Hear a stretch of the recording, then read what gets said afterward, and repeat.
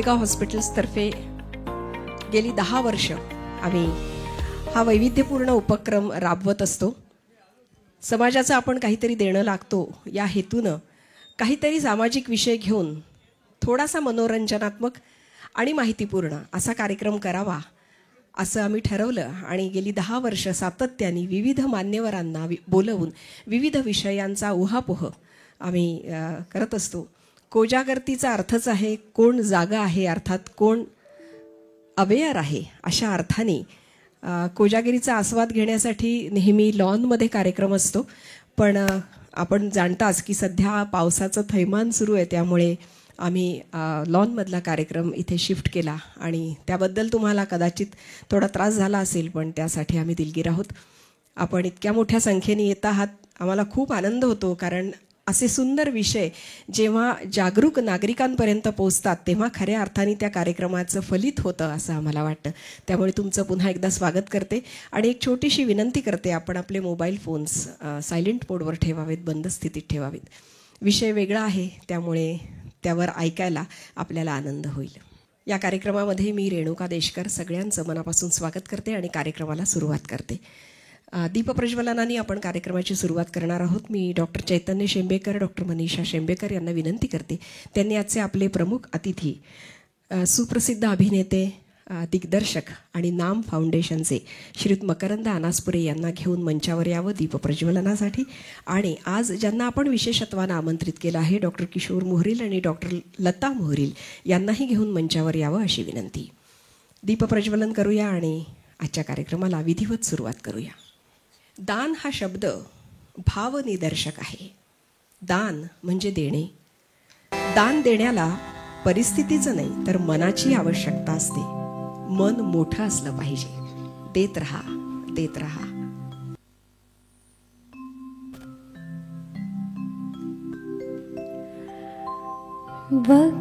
वक्रतुंड महाकाय सूर्यकोटि समप्रभ निर्विघ्नं कुरु मे देव सर्वकार्येषु सर्वदा. सर्वमङ्गलमाङ्गल्ये शिवे सर्वार्थसाधिके शरण्ये त्र्यम्बके गौरी नारायणी नमोस्तुते. दानाचं किती महत्त्व आहे हे आपण सगळे आतून जाणतो आणि म्हणूनच या विषयावर चर्चा करण्यासाठी आणि एकंदरीत आपल्या संस्कृतीमध्ये सांगितलं गेलेलं दान आणि त्याचबरोबर अवयवदानाचं सुद्धा किती महत्त्व आहे यावर आज आपण प्रकाश टाकणार आहोत. आणि त्यासाठी आपण विशेषत्वानं आमंत्रित केलं आहे श्रीयुत मकरंद अनासपुरे यांना. मी चैतन्य आणि मनीषा यांना विनंती करते त्यांनी यांचं स्वागत करावं. ते म्हणतात की आधी मिसेस मोहरील यांचं स्वागत करावं. डॉक्टर लता मोहरील आणि डॉक्टर किशोर मोहरील यांना आज आपण अगदी वेगळ्या कारणासाठी आमंत्रित केलं आहे. दोघंही पॅथॉलॉजिस्ट आहेत आणि त्यांनी अगदी अनोळखी व्यक्तीला स्वतःची किडनी दान केलेली आहे आणि म्हणूनच आज आपण त्यांचे विचार ऐकून घेणार आहोत आणि आजच्या कार्यक्रमामध्ये आपण त्यांना आमंत्रित केलं आहे. अनोळखी व्यक्तीला स्वखर्चाने स्वतःची किडनी दान करणारं आपलं नागपुरातलं हे व्यक्तिमत्व. जोरदार टाळ्या या दोघांसाठी तुम्ही वाजवल्या पाहिजेत.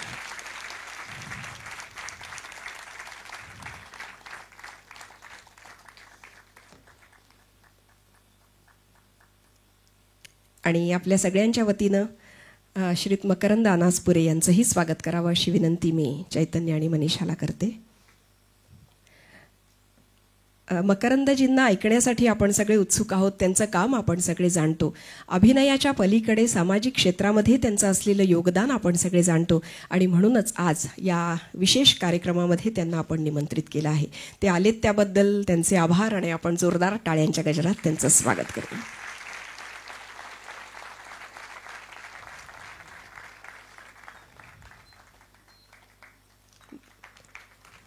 धन्यवाद. आपण कृपया स्थान ग्रहण करावं अशी विनंती करते आणि आजच्या या मंचावर नागपूरमधल्याच काही वैशिष्ट्यपूर्ण व्यक्तींचा सन्मान आम्ही करणार आहोत कार्यक्रम सुरू करण्यापूर्वी, ज्यांनी या दानाच्या क्षेत्रामध्ये स्वतःचा एक अमीट असा ठसा उमटवला आहे. अशा व्यक्तींना आपण इथे आमंत्रित करून श्रीयुत मकरंद अनासपुरे यांच्या शुभ हस्ते त्यांचा सत्कार करणार आहोत. मी मनीषाला विनंती करते तिने पुढची सूत्र सांभाळावीत. नमस्कार. ओम हॉस्पिटल आणि ओम चॅरिटेबल ट्रस्टच्या वतीनं मी आपल्या सर्वांचं खूप खूप स्वागत करते. इतक्या मोठ्या संख्येनं आपण यावेळी उपस्थित आहात आणि ह्या वेगळ्या विषयाला आपण या जो भरघोस प्रतिसाद मिळाला आहे त्याबद्दल खूप खूप धन्यवाद. म्हणतात दान आणि वरदान या दोन्हीही देण्याच्या गोष्टी आहेत, पण यात दान हे श्रेष्ठ ठरतं कारण ते गरजवंतांना दिलं जातं आणि ते कुणीही देऊ शकतं. वरदानाचा हक्क मात्र देवाने स्वतःकडे ठेवला आहे.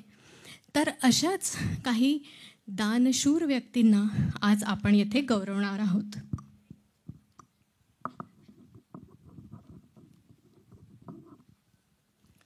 श्री सचिन व सौ भाग्यश्री देशपांडे यांना मी मंचावर आमंत्रित करते.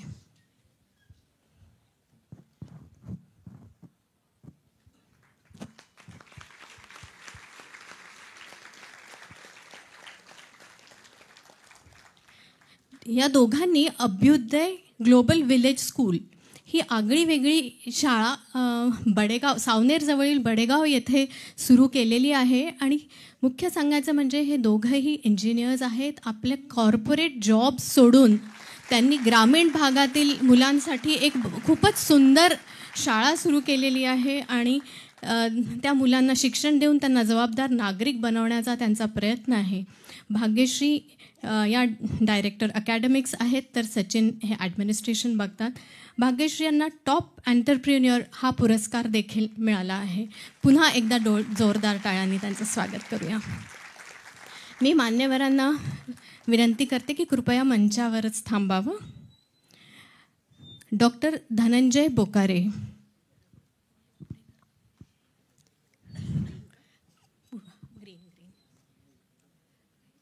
पुढचं अजून एक यूरोलॉजिस्ट व किडनी ट्रान्सप्लांट सर्जन आहेत. यांना 300पेक्षा जास्त किडनी ट्रान्सप्लांट्स करण्याचा अनुभव आहे. ह्याच्या व्यतिरिक्त दरवर्षी वृंदावन येथे गेल्या 15 वर्षांपासून ते निःशुल्क सेवा देतात.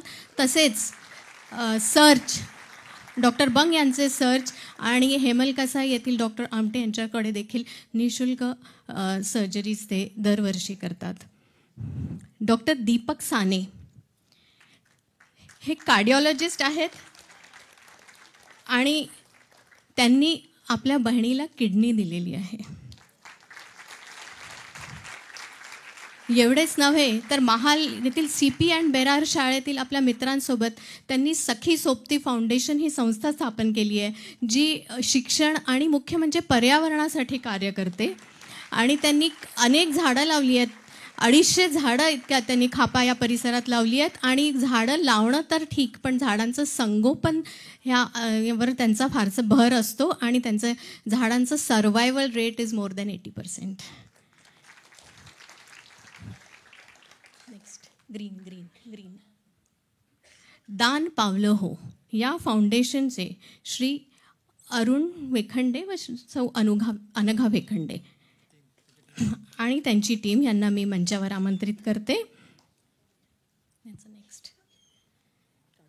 नेक्स्ट ग्रीन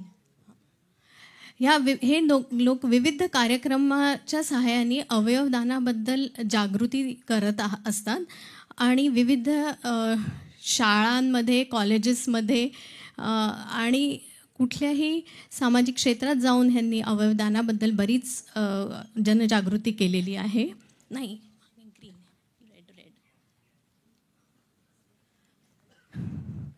त्यांनी केलेल्या कामाची आकडेवारी आपल्याला स्क्रीनवर दिसते आहे. परत एकदा जोरदार टाळ्यांनी त्यांचं स्वागत करूया.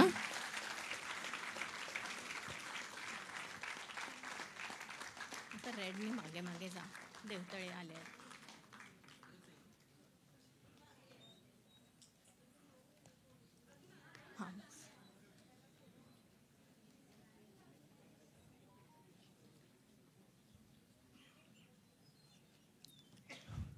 डॉक्टर संजय देवतळे हे पॅथॉलॉजिस्ट आहेत आणि त्यांनी रक्तदानाचा जणू विडाच उचलला आहे. 2008मध्ये त्यांना बद्रीप्रसाद श्रीवास्तव ट्रॉफी मिळाली होती, कारण त्यांनी 60 वेळा तोपर्यंत रक्तदान केलं होतं. पण त्यांचा हा वसा पुढेही चालू आहे आणि आजपर्यंत तब्बल 122 वेळा त्यांनी रक्तदान केलेलं आहे. तर ह्या महान कार्यासाठी त्यांचं जोरदार टाळ्यांनी स्वागत करूया. डॉक्टर असल्यामुळे त्यांना रक्तदाना आणि मुख्य म्हणजे पॅथॉलॉजिस्ट असल्यामुळे रक्तदानाचं महत्त्व त्यांना खूप जास्ती माहिती आहे आणि त्यांच्या कार्यामुळे सगळ्यांना प्रेरणा मिळते. आणि या लोकांचा सत्कार करण्याचं कारण हेच की आपण सगळ्यांनी त्यांच्याकडनं प्रेरणा घ्यावी. Last but not the list, Shri Madhavrao शेंबेकर.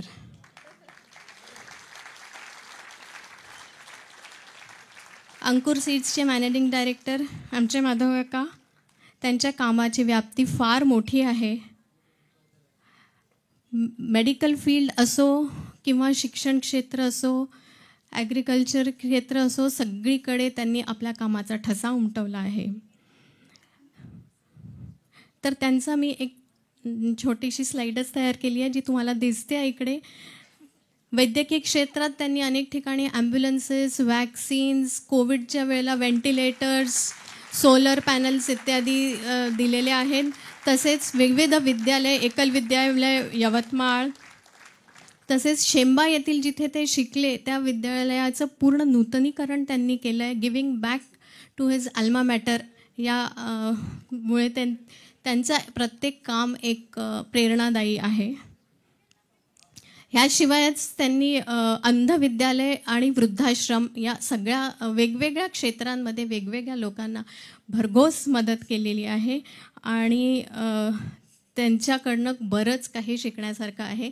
तर त्याच्यात हे दातृत्व हे सुद्धा त्यांच्याकडनं खूप शिकण्यासारखं आहे. पुन्हा एकदा टाळ्यांच्या गजरात त्यांचं स्वागत करूया. आता आम्ही सगळ्या मान्यवरांचा बरोबर एक फोटो घेऊ इच्छितो, तर कृपा करून आपण समोर या.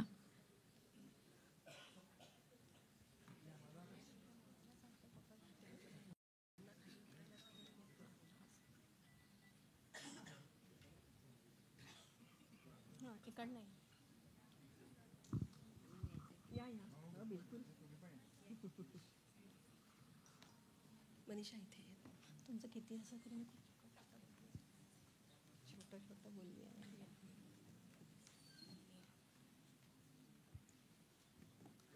आपण समोर इकडं नाही.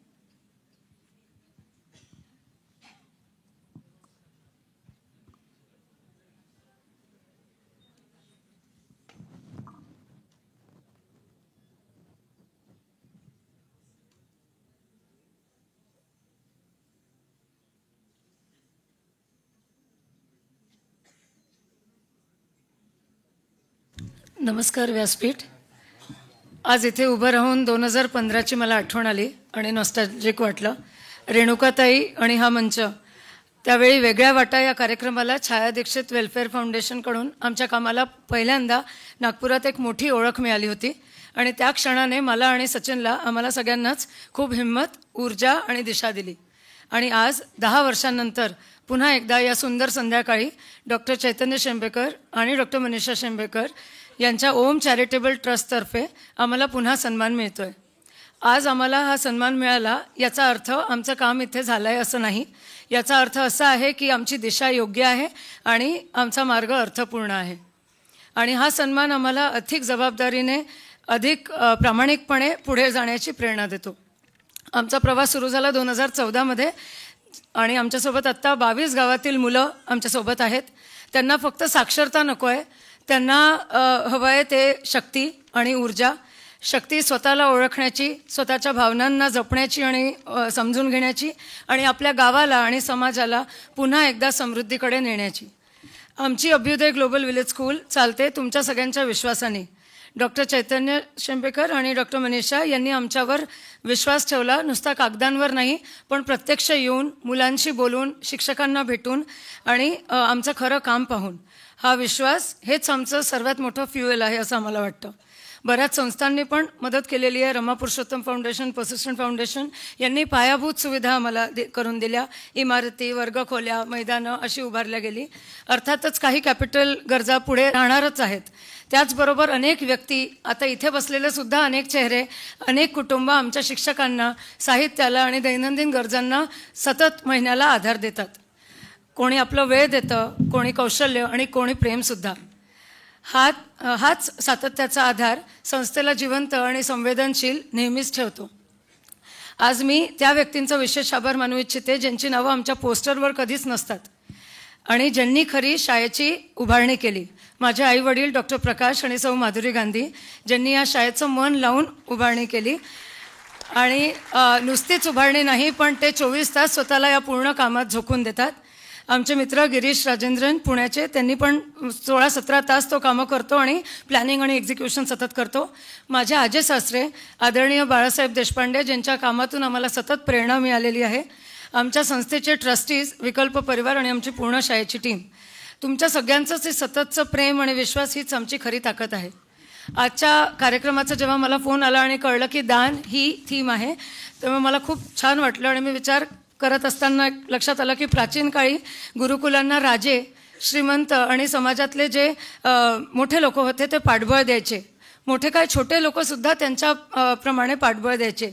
गुरूंना कधीही म्हटलं गेलं नाही स्वयंपूर्ण व्हा, स्वतःचे पैसे कमवा, कारण ज्ञानाचं काम, मूल्यांचं काम, भविष्य घडवण्याचं काम हे व्यावसायिक नक्कीच नाही. याला सततच्या प्रेमळ आधाराची गरज असते. भारतीय संस्कृतीत दान ही केवळ एक कृती नसून जीवन पद्धतीचाच एक भाग आहे. व्यक्तीपासून कुटुंबापर्यंत, समाजापासून राजापर्यंत प्रत्येक स्तरावर दान हे मूल्य जगल्या गेलं आहे. आम्ही भाग्यवान आहोत कारण आम्हाला दान मिळतंही आहे आणि दान देण्याची संधीसुद्धा मिळते. दान म्हणजे एक माळीपणासारखं आहे. माळी झाडाला पाणी देतो, खत देतो, पण झाड स्वतः उभं राहतं, मजबूत होतं आणि फळं देतं. तेव्हा त्या फळाचा आनंद फक्त माळ्याला मिळत नाही तर सगळ्यांना मिळतो. ही 22 गावातली मुलं जी आमच्याकडे येतात हीच ती झाडं आहेत. तुमच्या बऱ्याच जणांच्या दानाने, तुमच्या काळजीने ते वाढत आहेत आणि जेव्हा ती फळं देतील, फळं कशी तर नेतृत्वाची, जबाबदारीची, मूल्यांची आणि संवेदनशीलतेची, तेव्हा त्याचा आनंद आपल्या सगळ्या पूर्ण समाजाला नक्कीच मिळेल. आज आपण सर्वजण मिळून पुढील 1000 वर्षांच्या भारताचा पाया रचत आहोत. असा भारत जो ज्ञान, करुणा आणि जबाबदारीवर उभा राहील. त्यासाठी प्रत्येक हात पुढे यायला हवा, प्रत्येक हृदय उघडायला हवं. डॉक्टर चैतन्य आणि डॉक्टर मनीषा शेंपेकर आणि ओम चॅरिटेबल ट्रस्ट, तुमच्या विश्वासासाठी मी मनापासून आमच्या सगळ्यांकडून ज्यांचा तुम्ही सन्मान केला ते वेगवेगळ्या प्रकारे सेवा करत आहेत. कोणी अवयव देऊन, कोणी डॉक्टरी चिकित्सा करून. आमच्या सर्व प्रेमळ देणगीदारांना सुद्धा खूप खूप आभार. हा सन्मान आम्ही फक्त स्वीकारत नाही आहोत पण तुमच्या आशीर्वादासह पुढच्या प्रवासाची जबाबदारी म्हणून सांभाळणार आहोत. खूप खूप धन्यवाद. धन्यवाद मनीषा. आपण आता समोर स्थानापन्न व्हावं आणि कार्यक्रमाचा आस्वाद घ्यावा अशी विनंती करते. मंचावर उपस्थित सगळ्या मान्यवरांना नमस्कार करते आणि आजच्या कार्यक्रमाला आपण सुरुवात करणार आहोत. श्रियाला आमंत्रित करते. आजच्या कार्यक्रमाचा विषय आहे पायसदान ते पसायदान. पायसदान म्हटलं की अर्थातच गीत रामायणातलं गाणं आपल्याला आठवतं आणि त्यानेच आपण आजच्या कार्यक्रमाची सुरुवात करणार आहोत आणि कार्यक्रमाचं समापन पसायदानाने करणार आहोत.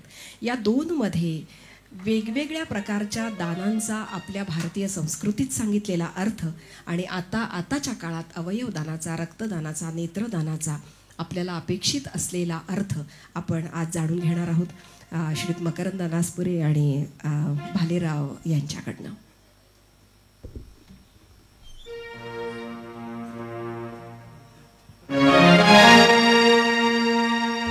दशरथा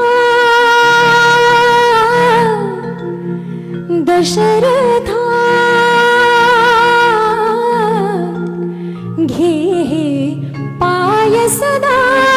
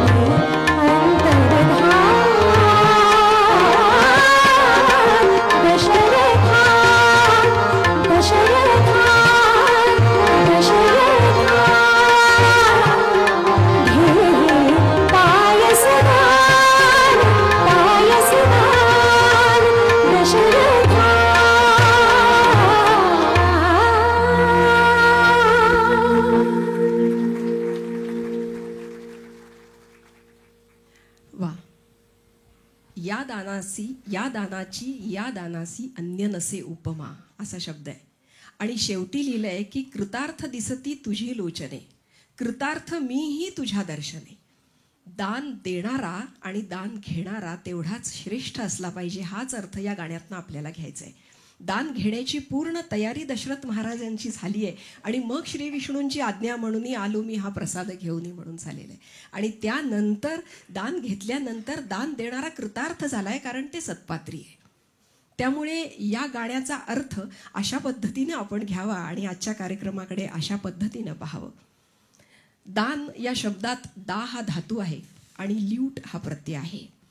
दानाचा अर्थ असा की कुणाला काहीतरी द्यायचं, पण ते भावपूर्ण असलं पाहिजे, धर्मकर्तव्य म्हणून असलं पाहिजे, परोपकार म्हणून असलं पाहिजे, मदत, दया आणि सगळ्यात महत्त्वाचं म्हणजे वैचारिक ज्ञानदान असलेलं दान असलं पाहिजे. अशा सगळ्यांच्या प्रती ही क्रिया म्हणजे दान. पंचतंत्रानुसार योग्य ठिकाणी योग्य वेळी सत्पात्री दिलेलं दान हेच खरं दान आहे. असंच दान आज आपण जाणून घेणार आहोत आणि त्यासाठी श्रीयुत मकरंद अनासपुरे यांना आपण आमंत्रित केलं आहे. नाम फाउंडेशन ही त्यांची संस्था आहे. आज अभिनेते म्हणून आम्ही थोडंसं तुमच्याकडनं काहीतरी ऐकणार आहोतच, पण आज विशेषत्वानं नाम फाउंडेशनच्या बाबतीत आणि तुमच्या कार्याबद्दल आम्हाला ऐकायचं आहे. 2015 साली सुरू झालेली ही संस्था आता 10 वर्ष पूर्ण होत आहेत.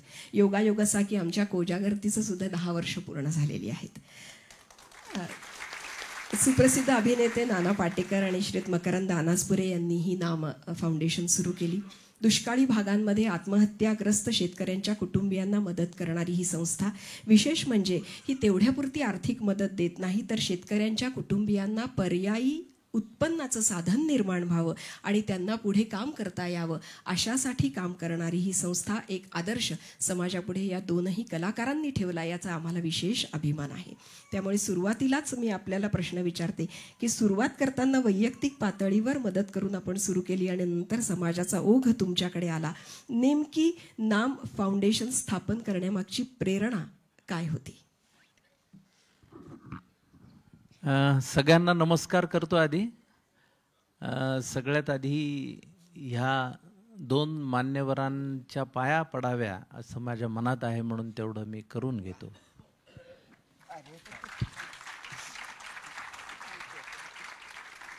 कारण तुम्ही जो आजचा कार्यक्रम आयोजित केलेला आहे त्याचं खऱ्या अर्थाने प्रत्यक्ष रूप पाहायचं तर हे दाम्पत्य आहे असं माझं वैयक्तिक मत आहे.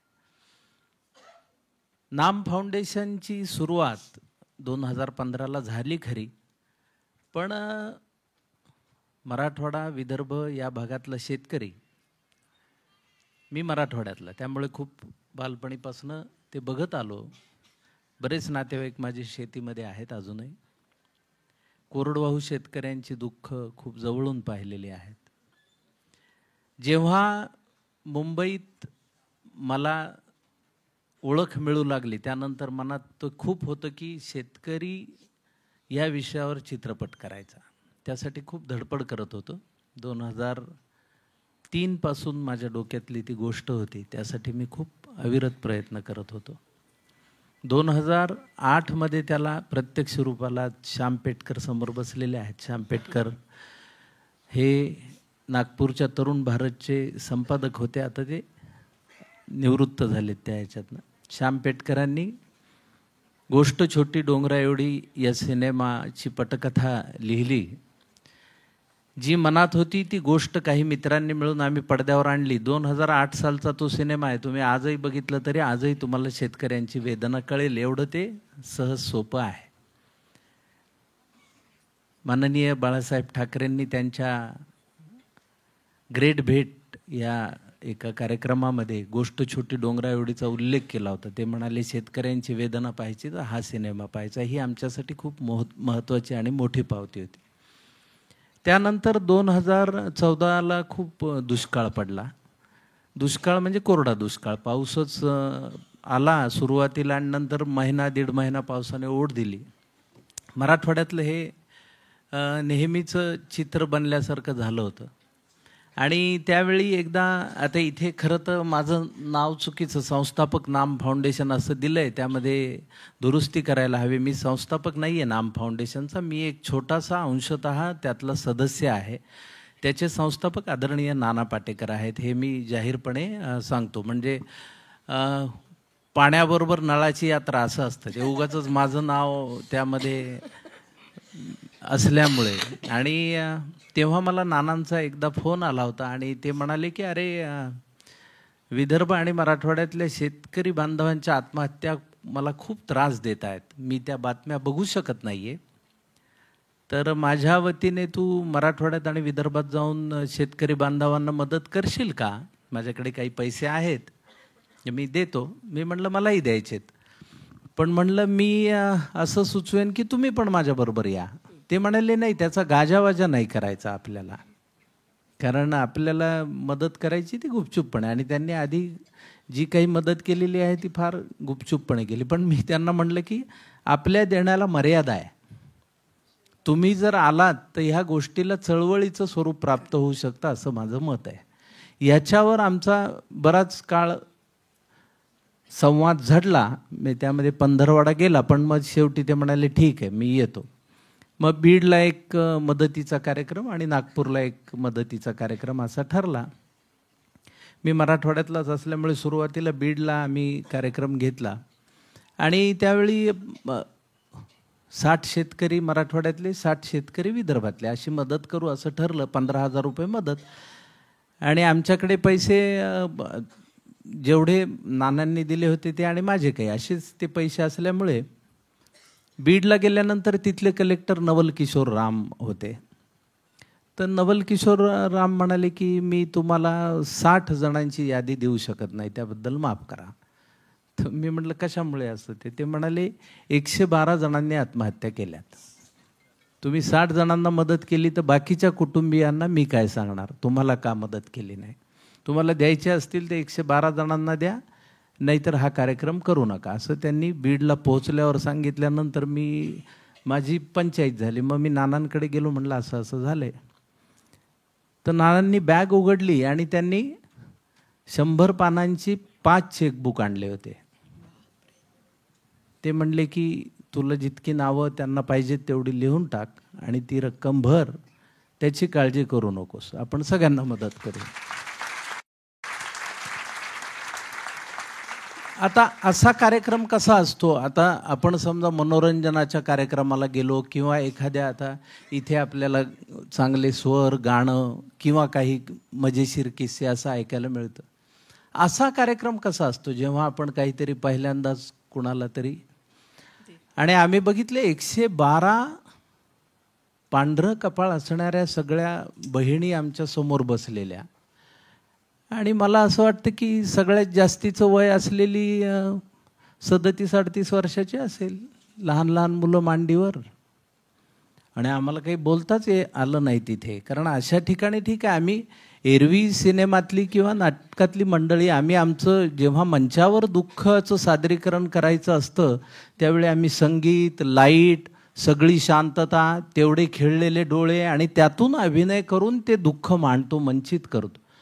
इथे उघडच दुःख होतं, त्याच्यावर भाष्य कसं करणार? आणि मग एक आमची ताई बोलायला उठली मनोगतासाठी, ती स्वयंस्फूर्तीने उठली आणि ती बोलू लागली, बोलता बोलता अचानक कोसळली. तर तिचा म्हणण्याचा मतितार्थ असा होता की ही मदत खूप महत्त्वाची आहे तुमची आमच्यासाठी, आमच्याकडे ज्या नजरेने पाहिलं जात आहे आता ते फार वाईट आहे, त्यापेक्षा तुम्ही भाऊ म्हणून आलात याबद्दल तुमचे आभार, असं त्यांनी मांडलं आणि त्या कोसळल्या.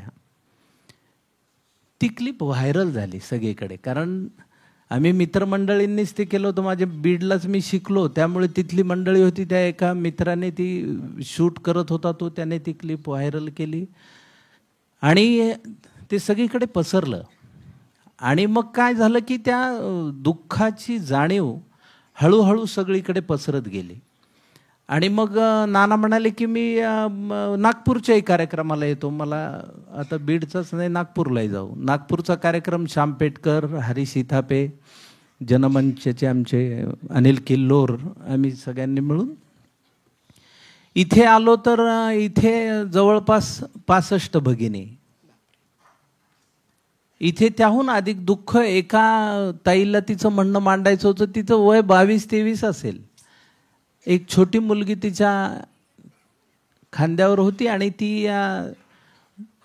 तिला म्हणणं मांडण्यासाठी तिला ठेवायचं, ती मुलगी उतरेच ना खाली, ती खूप रडू लागली.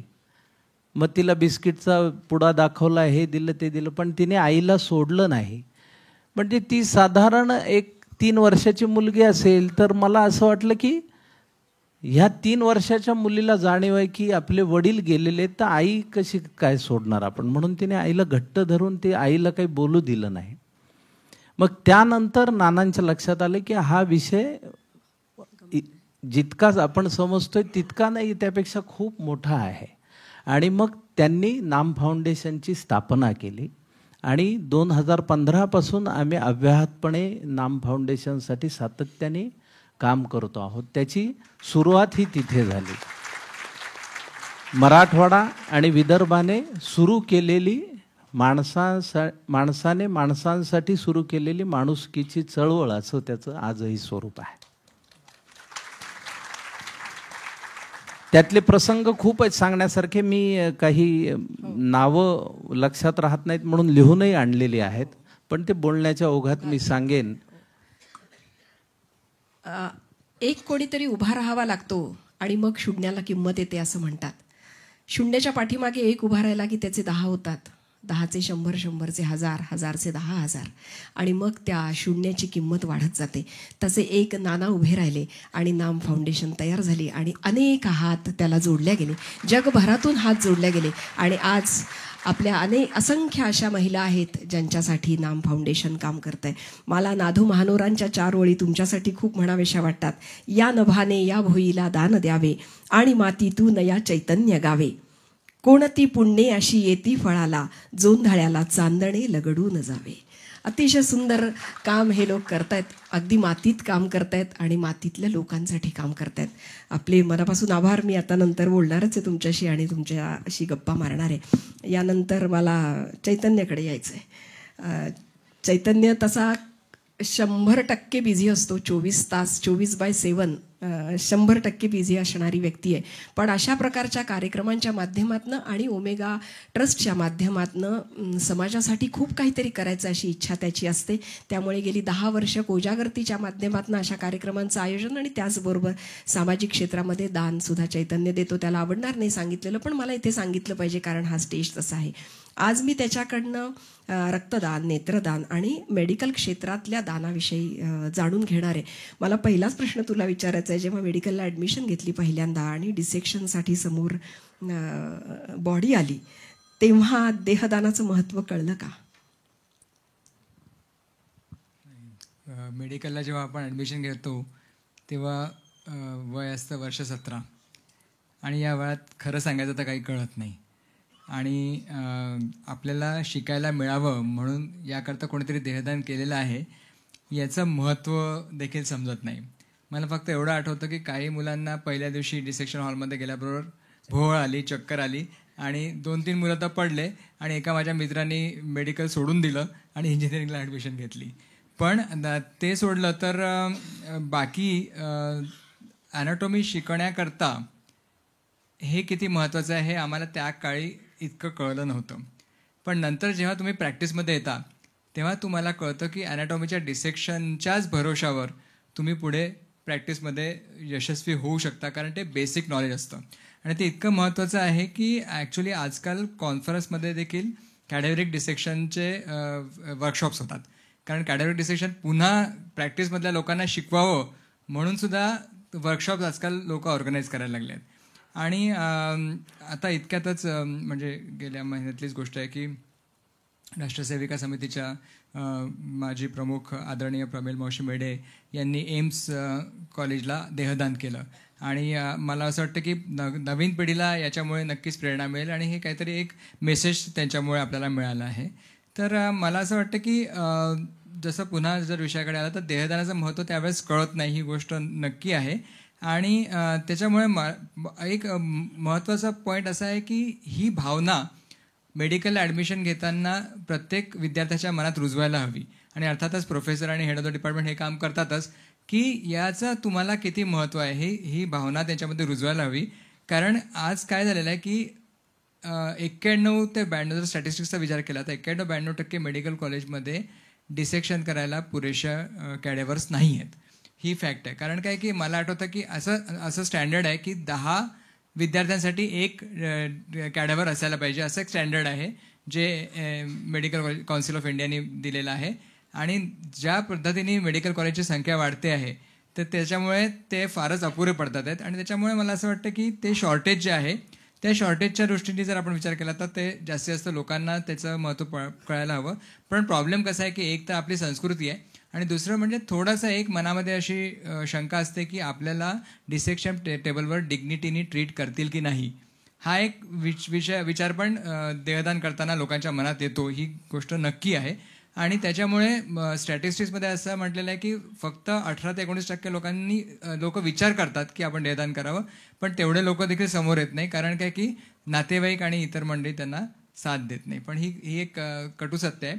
पण मला वाटतं की विद्यार्थ्यांमध्ये सुद्धा त्याचं महत्त्व रुजवायला हवं आणि देहदानाचं महत्त्व लोकांमध्ये पण पसरायला हवं.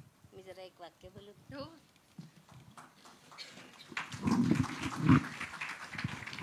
हॅलो, नमस्कार. आता देहदानाबद्दल चैतन्य बोलला तर मी सांगू इच्छिते की डॉक्टर किशोर मोरीलांनी देहदानाचा फॉर्म भरलेला आहे आणि त्यांच्याजवळ कार्ड पण आहे आणि ते देहदान करणार आहेत.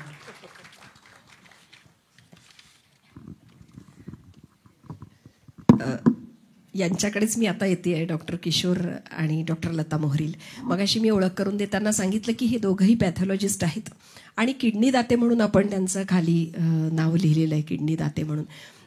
डॉक्टर किशोर मोहरील हे नागपूर युनिव्हर्सिटीतनं पहिले MD आहेत पॅथॉलॉजीमध्ये आणि PhD सुद्धा पहिले आहेत. IGMC मध्ये शिकलेले आहेत आणि तेव्हापासून अगदी सर्वसामान्य घरातनं पुढे येत स्वतःचं कर्तव्यनिष्ठ असं जीवन जगत आपल्या सगळ्यांसमोर एक आदर्श ठेवत त्यांनी वयाच्या 64व्या वर्षी अगदी अनोळखी व्यक्तीला आपली किडनी दिलेली आहे, स्वखर्चाने दिलेली आहे. आणि मला त्यांनी गप्पा मारताना सांगितलं की ते दोघं फिरायला गेले आणि त्यांनी ठरवलं की आपण समाजासाठी काय करू शकतो, मग आपण आपली एक किडनी देऊया, असं त्यांनी फिरायला गेल्यावर ठरवलंय. त्याच्यामुळे इतके मकरंदजींनी नमस्कार केला तो आपल्या सगळ्यांच्या वतीनंच आहे. कारण इतकं मोठं काम मला तुम्हाला विचारायचं आहे, कुठली प्रेरणा आहे ही? यांनी 64व्या वर्षी आणि त्यांनी 66व्या वर्षी वयाच्या किडनी दिलेली आहे. आपण बोला. हे बघा, इतकं काही असं नाही. आमचं ना लहानपण म्हणजे माझ्या बायकोतून माझं लहानपण पुरेसं सारखं होतं. Lower middle class फॅमिलीतनं.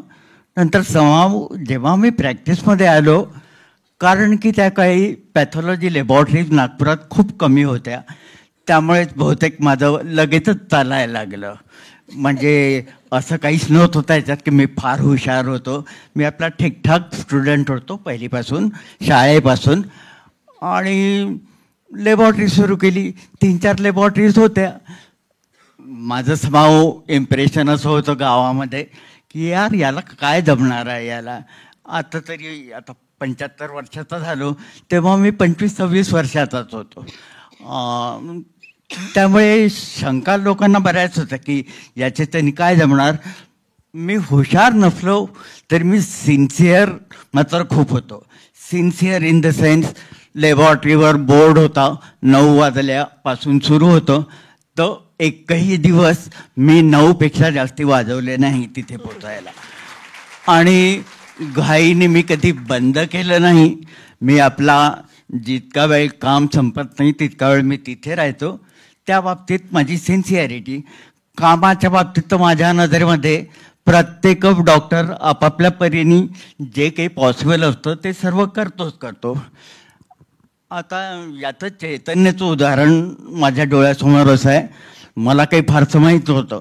साधारण 15-20 वर्षापूर्वी हे टेस्ट ट्यूब बेबी जे म्हणतात ना, किती लोकांना माहिती आहे मला नीट माहीत नाही. IVF म्हणतात त्याला मेडिकल सायन्समध्ये, इन व्हिट्रो फर्टिलायझेशन.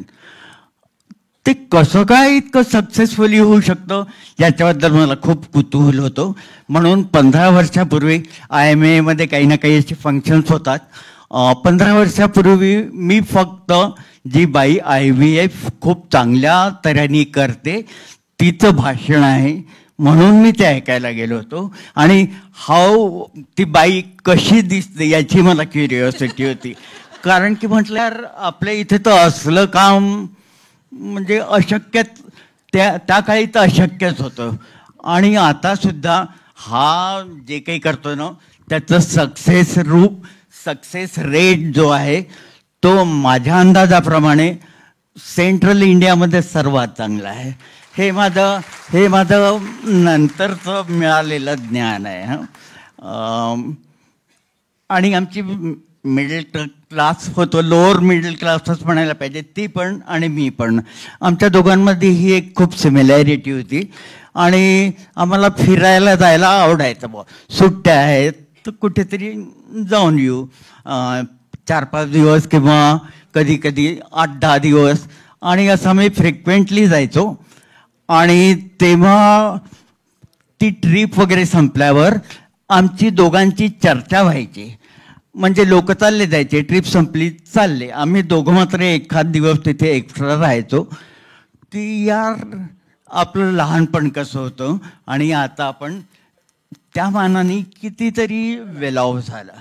म्हणजे to start with 3rd class ट्रेननी जायचं. 3rd क्लास काय डिपार्टमेंट म्हणतात त्याला, जे काही. मग AC वगैरे ट्रेननी सुरू केलं, मग विमानाने सुरू केलं.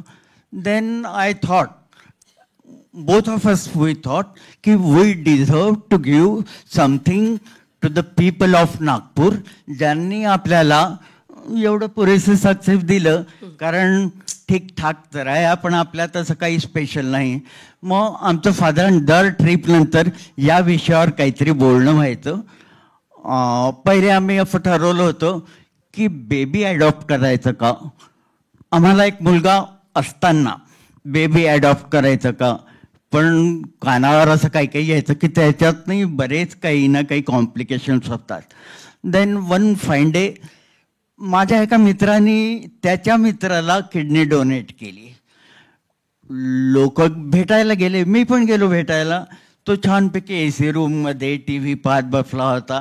आणि मला खरं सांगायचं तर खूपच काय म्हटलं आपणही करू असं. आम्ही दोघं बोललो आपणही करू. आणि ते करताना आम्हाला आपलं काहीच नाही वाटलं बा की केलं तर काय होईल आहे, काय वाईट परिणाम होतील आहे. आणि जसं आत्ता सरच बोलले, शेंबेकर सर, की देणारेच मिळत नाही आणि ज्यांना किडनीची नीड असते असे लोक कितीतरी जास्ती असतात. पण विथ मी थोडं काही वेगळंच होतं. किडनी द्यायची असं आमचं दोघांचं ठरल्यावर मी किडनीची संदर्भात फिजिशियन सर्जन जेवढे होते त्यांना फोन केले, ओळखीचे नसणाऱ्यांनाही फोन केले की बा मला अशी इच्छा आहे, माझ्या बायकोलाही अशी इच्छा आहे. पण लोकांनी ते खूपच उथळ्याने घेतलं की हा काहीतरी बोलून राहिला, या बोलण्यात काही अर्थ नाही. थोडंफार असाही फॅक्टर असावा असं मला वाटलं की यार डॉक्टर का कुछ कम ज़्यादा हो गया अपने हॉस्पिटल में, अपने ऑपरेशन टेबल पे. म्हणजे कल्पना काही लोकांची अशी होती, अरे सर्जरीनी तर काही फरक पडत नाही, सर्जरी होऊन जाते पण ॲनेस्थेशियामधूनच पेशंट बाहेर येत नाही. मला तसं काही वाटत नव्हतं. आणि एवढी बिंग ए डॉक्टर एवढे मला माहीत होतं की 2 किडनी असतात, त्याच्यातली एकच किडनी असलं तरी सर्व नॉर्मल लाईफ. आता मला मोर दॅन 10 इयर्स झाले तर काही नाही, मी तर बिलकुल यांना किडनी देऊन 10 वर्षापूर्वी. आणि ते सांगतात की मी खूप आनंदाने जगतोय. किडनी दिल्यानंतरचा तुमचा अनुभव काय आहे? हो, मी डे 1चा आनंद सांगतो. डे 1 म्हणजे प्रोसिजर आधीची इतकी लांबलचक काहीतरी असते. खूप 15 डॉक्टरांनी एका दिवशी मला तपासलं, राईट फ्रॉम सायकॅट्रिस्ट की हा माणूस पागल तर नाही आहे असं पासून हार्टवाला, किडनीवाला, स्किनवाला सर्वांनी तपासलं. आणि ते झालं. मग मेडिकल कॉलेजमध्ये dean, civil surgeon, commissioner of police हे तुमचा इंटरव्ह्यू घेतात टू नो की याच्यात मनी डील वगैरे तर काही नसतं. म्हणजे त्यांचंही बरोबर आहे, कारण की आपण पेपरमध्ये असंख्य वेळेला वाटतो की इथे लाख दिये, ते सौदी अरेबियावाल्या टाईपचे लोक आपल्याकडे येतात आणि किती पैसे द्यायला ते तयार असतात. गरीब लोक अशी असतात ते किडनी विकायला तयारही असतात. म्हणून तसलं काही भानगड नसावी म्हणून तो इंटरव्ह्यू असतो. इन कॅमेरा वगैरे असतो. एक कॅमेरावाला इकडे, एक कॅमेरा, ते माहीत नाही काय कॅमेऱ्याने काय पाहायचं असतं की मी खोटं बोलतो आहे की खरं बोलतो आहे. माझ्या बाजूला ॲक्टर बसले आहे, ते ॲक्टिंगही करतो आहे हा माणूस. एनिवे, पण त्या सगळ्या ह्याच्यातनं मी स्मूथली बाहेर गेलो. मग नंतर ऑपरेशन ठरायलाही वेळच लागतो. मला तुम्हाला अजिबात कट करावंसं वाटत नाहीये, पण आम्हाला सगळ्यांना उत्सुकता आहे की तुम्ही किडनी दिल्यानंतर तुमच्या मनात नेमकी कुठली भावना आली? ऑपरेशन ज्या दिवशी माझं ठरलं, माझा एक सगळ्यात जवळचा मित्र सर्जन आहे, तो पण किडनी ट्रान्सप्लांटचं ऑपरेशन करायचा, अरविंद जोगळेकर त्याचं नाव. मी त्याला सांगितलं होतं, यार माझ्या ऑपरेशनच्या वेळेला तू राहा. तेव्हा त्यांनी आता ऑपरेशनला जाणार एकदा परत विचार कर की पहा खरं करायचं आहे का, कारण त्याला अशी लोक माहीत होते की 11th आवरला ते कॅन्सल झालं त्यांचं. एनिवे, पण तो दिवस माझ्या आयुष्यातला सर्वात आनंदी दिवस होता, ज्या दिवशी ॲक्च्युअल ऑपरेशन आहे. That was the best morning in my life. मला एक मिनिट तिला देतो. तुमचा पण अनुभव असाच आहे, आपण बोललो म्हणजे आता हे पुन्हा सांगण्यापेक्षा, पण ती जी भावना आहे देण्याची, त्यावेळची थॉट प्रोसेस आणि दिल्यानंतरची थॉट प्रोसेस मला थोडक्यात सांगा. देण्याची थॉट प्रोसेस तर अशी होती की आपल्याला आता 2 किडनीज देवानी दिलेल्या असतात, तर ती 1 किडनी दिली तर आपण चांगल्या तऱ्हेने पुढचं आयुष्य जगू शकतो, हे ॲज ए डॉक्टर माहिती होतं. त्याच्यामुळे त्याची देण्याची भावना तर अगदी म्हणजे संपूर्णपणे अगदी वाटत होतं की द्यायचीच आहे आपल्याला, आणि मनातनं इच्छा खूप प्रबळ होती, त्यामुळे ती होऊन गेली. आणि हे सगळं ईश्वरानेच करून दिलेलं आहे, हे तर आपण मान्य करायलाच पाहिजे. आणि देण्यानंतरची अशी भावना होती की खूप समाधान वाटलं, म्हणजे आपण कोणाच्या तरी मदतीला आलो याचं समाधान वाटलं. काय होतं की एखाद्या कुटुंबामध्ये एखादी व्यक्ती जर खूप आजारी असली तर पूर्ण कुटुंब म्हणजे त्याला सहन करावं लागतं आणि त्याच्यातनं जातं ते, आणि त्या व्यक्तीला तर त्रास होतोच होतो, पण कुटुंबालाही होतो. तर तेव्हा अशी भावना मला होती की त्या व्यक्तीला जर मी माझे किडनी दिली तर त्या व्यक्तीचे पण शारीरिक व्यथा कमी होतील, आणि पूर्ण कुटुंबाचं जे आहे त्यांना पण थोडासा रिलीफ मिळेल, या भावनेतनं मला खूप छान द्यावीशी. आणि आत्ताही त्या बोलल्या आणि त्या दिवशी माझ्याशी बोलताना बोलल्या की हे सगळं ईश्वराचं कार्य आहे आणि त्यांनी आम्हाला दोघांना या कार्यासाठी निवडलं, म्हणून मी त्याचे आभार मानते. ही आपली संस्कृती आहे. आणि मला म्हणून हितोपदेशातला एक श्लोक आठवतो, न भूप्रदानम न सुवर्णदानम न गोप्रदानम न तथान्न दानम यथा वदंतीह महाप्रदानम सर्वेषु दानेष्व भयप्रदानम. अभयदान हे सगळ्यात महत्त्वाचं दान, श्रेष्ठ दान सांगितलं गेलं आहे, आणि अभयदानामध्ये अर्थातच जीवनदान येतं. त्यामुळे या दोघांसाठी एकदा जोरदार टाळ्या वाजवूया. आणि पुन्हा एकदा मी मकरंद सरांकडे येते. मकरंदजी, खूप मोठा पसारा आहे तुमचा, जगभरातनं मदतीचा ओघ येतोय. दान देणारा तुमच्याशी नेमकं काय बोलतो, आणि त्या दानाची विल्हेवाट लावताना किंवा त्या दानाला तुम्ही जेव्हा लोकांमध्ये देता तेव्हा तुमची भावना कशी असते, या दोन्हीचं थॉट प्रोसेस आम्हाला ऐकायची आहे. मला असं वाटतं सध्याचा काळ थोडासा असा आहे की संवाद आणि संवेदना यामधला सम हरवून वाद आणि वेदना उरली की काय असं वाटण्याचा सध्याचा कालखंड आहे.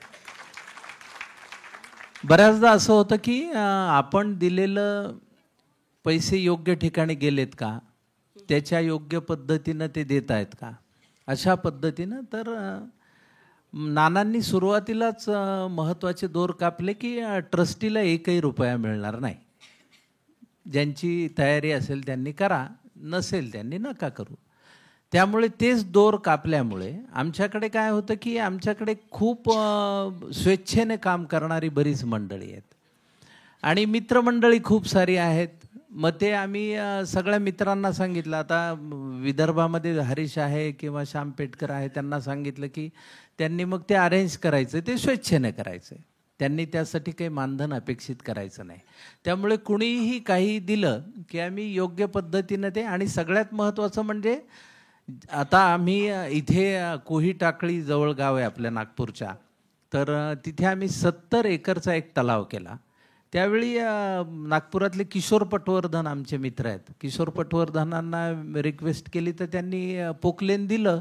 ते म्हणाले घ्या मशीन माझ्याकडनं. आणि आम्ही त्या ह्याच्यातनं ते 70 एकरचा तलाव केला. आता तुम्ही कोही टाकळीच्या जवळ गेला तर गेली कित्येक वर्ष ते बारमाही भरलेला असतो तो तलाव आणि तिथल्या सगळी जमीन ओलिताखाली आली. ते योग्य पद्धतीनं करणं आणि त्याला कमी पैसे लागणं.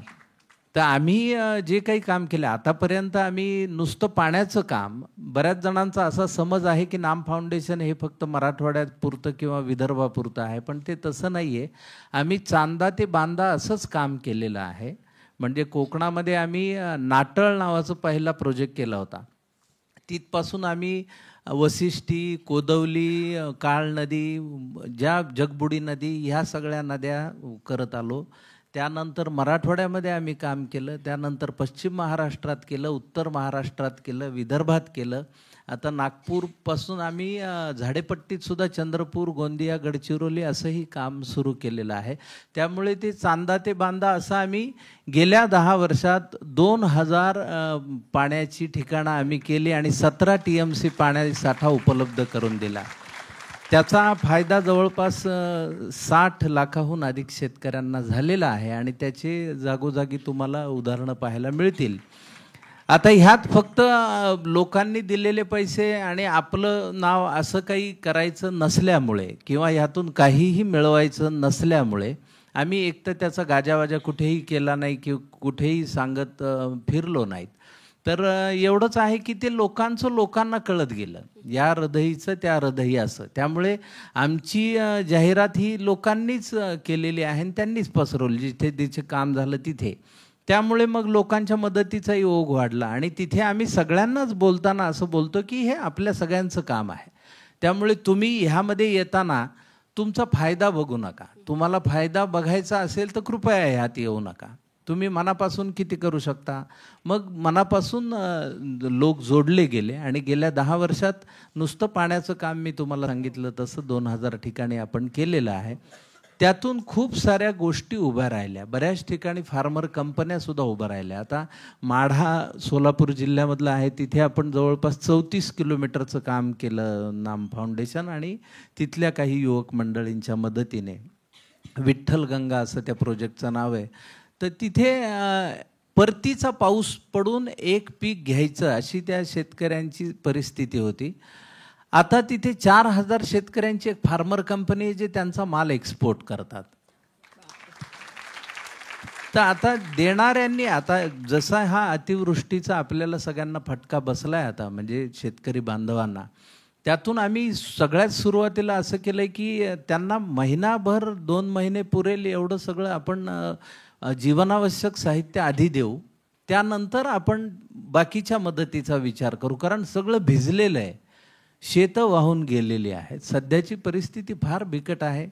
दसरा त्यांचा गेलेलाच आहे, दिवाळी कशी जाईल माहिती नाही. तर त्यामुळे आपण जास्तीत जास्त जीवनावश्यक वस्तू, कारण अंथरुणच भिजली तर त्यांनी अंगावर घ्यायचं काय आणि घरात इंधनच नसेल, सगळंच भिजलं असेल तर शिजवायचं काय. तर इथपासूनचा तो त्रास आहे तर तो आपण आधी दूर करूया असं म्हणून ती सुरुवात केलेली आहे. आणि आता सगळीकडनं तो मदतीचा ओघ हळूहळू, आणि सुरुवात आपल्या खिशातनं करायची. नाना नेहमी म्हणतात की पहिलं आपण सुरू करायचं म्हणजे आपल्याला कोणाकडे मागताना फार कमीपणा वाटत नाही, आपण त्यांना सांगू शकतो हे.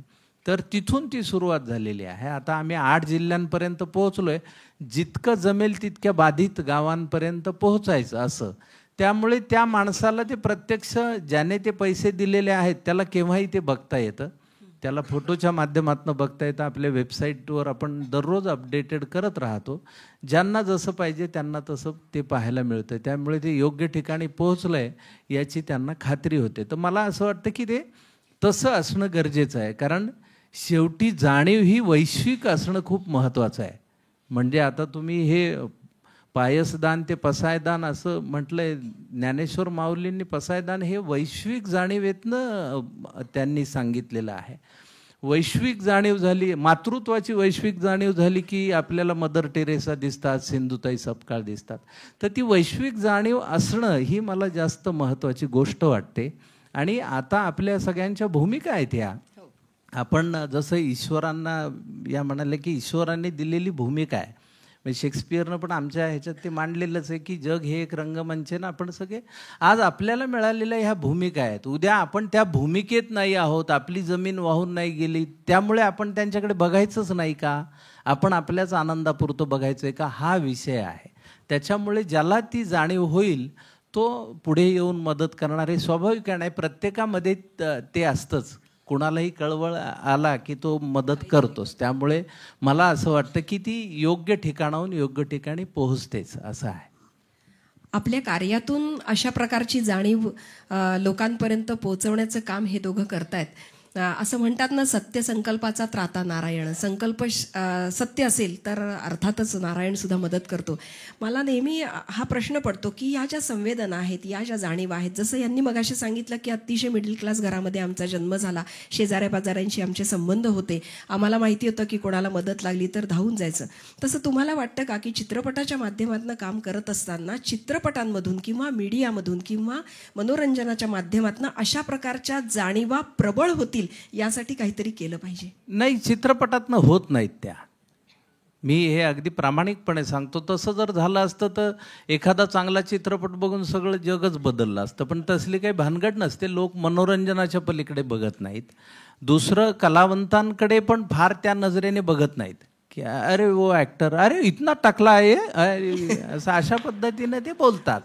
तर त्याच्यामुळे चित्रपटाच्या माध्यमातून समाज बदलूया वगैरे ह्या मला तशा त्या कथा कल्पना वाटतात. ती काही खरी गोष्ट नाही आहे.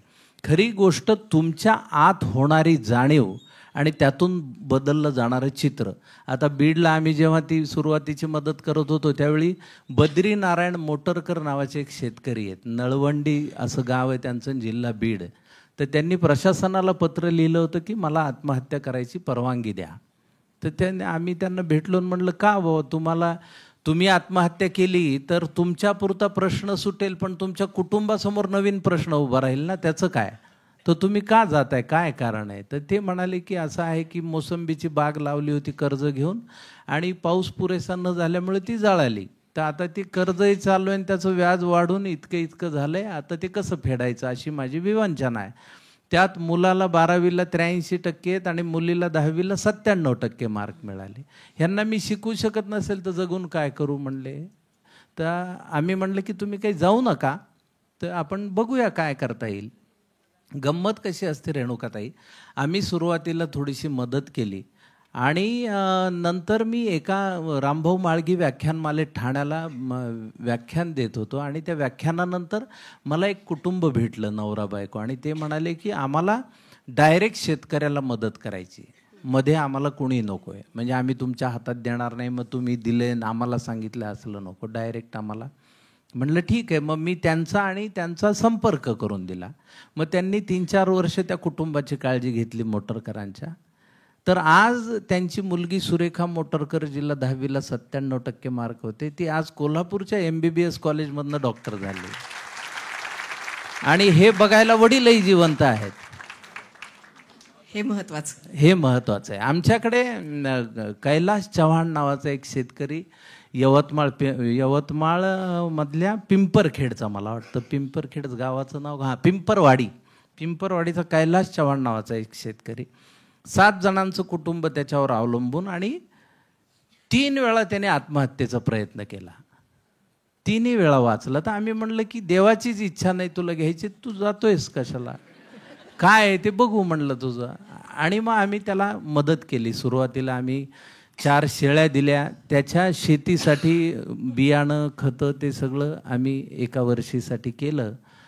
आज त्याच्याकडे 47 शेळ्या आहेत आणि तो 2 हंगामातली पिकं घेतो. तिथल्या जिल्हाधिकाऱ्यांशी त्या काळात आम्ही बोलून त्याच्या शेतापर्यंत वीज नेली. तर आता त्याचे खरीप आणि रब्बी दोन्ही हंगामातली पिकं तो घेतो. 47 शेळ्या आहेत. तो म्हणतो आता मी नामचा ब्रँड अँबॅसेडर आहे.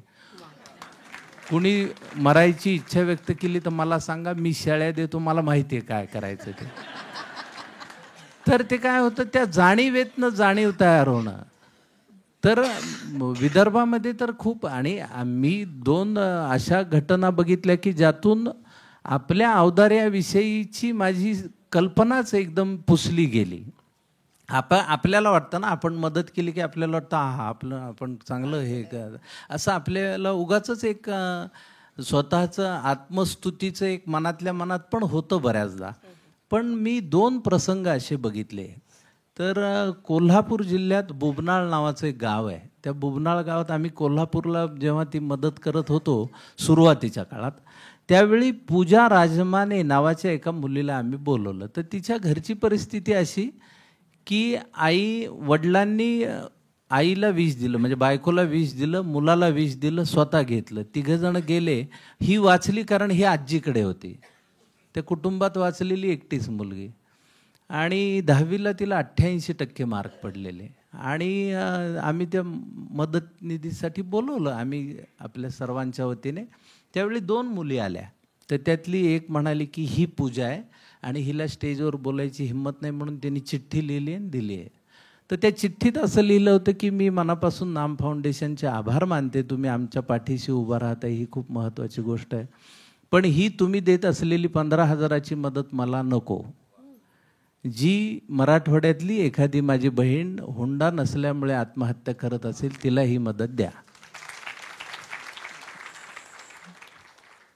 तर मला वाटतं की आपल्या कल्पना ज्या असतात की आपण काहीतरी करतो, तर तो प्रसंग घडल्यानंतर आम्हाला 10 मिनिटं शांतताच होती. कुणालाच काही बोलता आलं नाही. कारण एवढं ग्रेट असणं, आणि तेही आपल्यातच आहे ना, आपल्या सभोवतालीच कुठेतरी आहे. ते फक्त बघण्याची नजर ईश्वराने आपल्याला जास्तीत जास्त चांगली द्यावी, अशी प्रार्थना आपण सातत्याने करू शकतो. आमची एक कुसुमताई आहे, तिच्या पण गावाचं नाव मी लिहिलेलं आहे. कुसुमताईला करंजी, मालेगाव, जिल्हा वाशिम, अशा त्या कुसुमताईला आम्ही 2 शेळ्या दिल्या होत्या.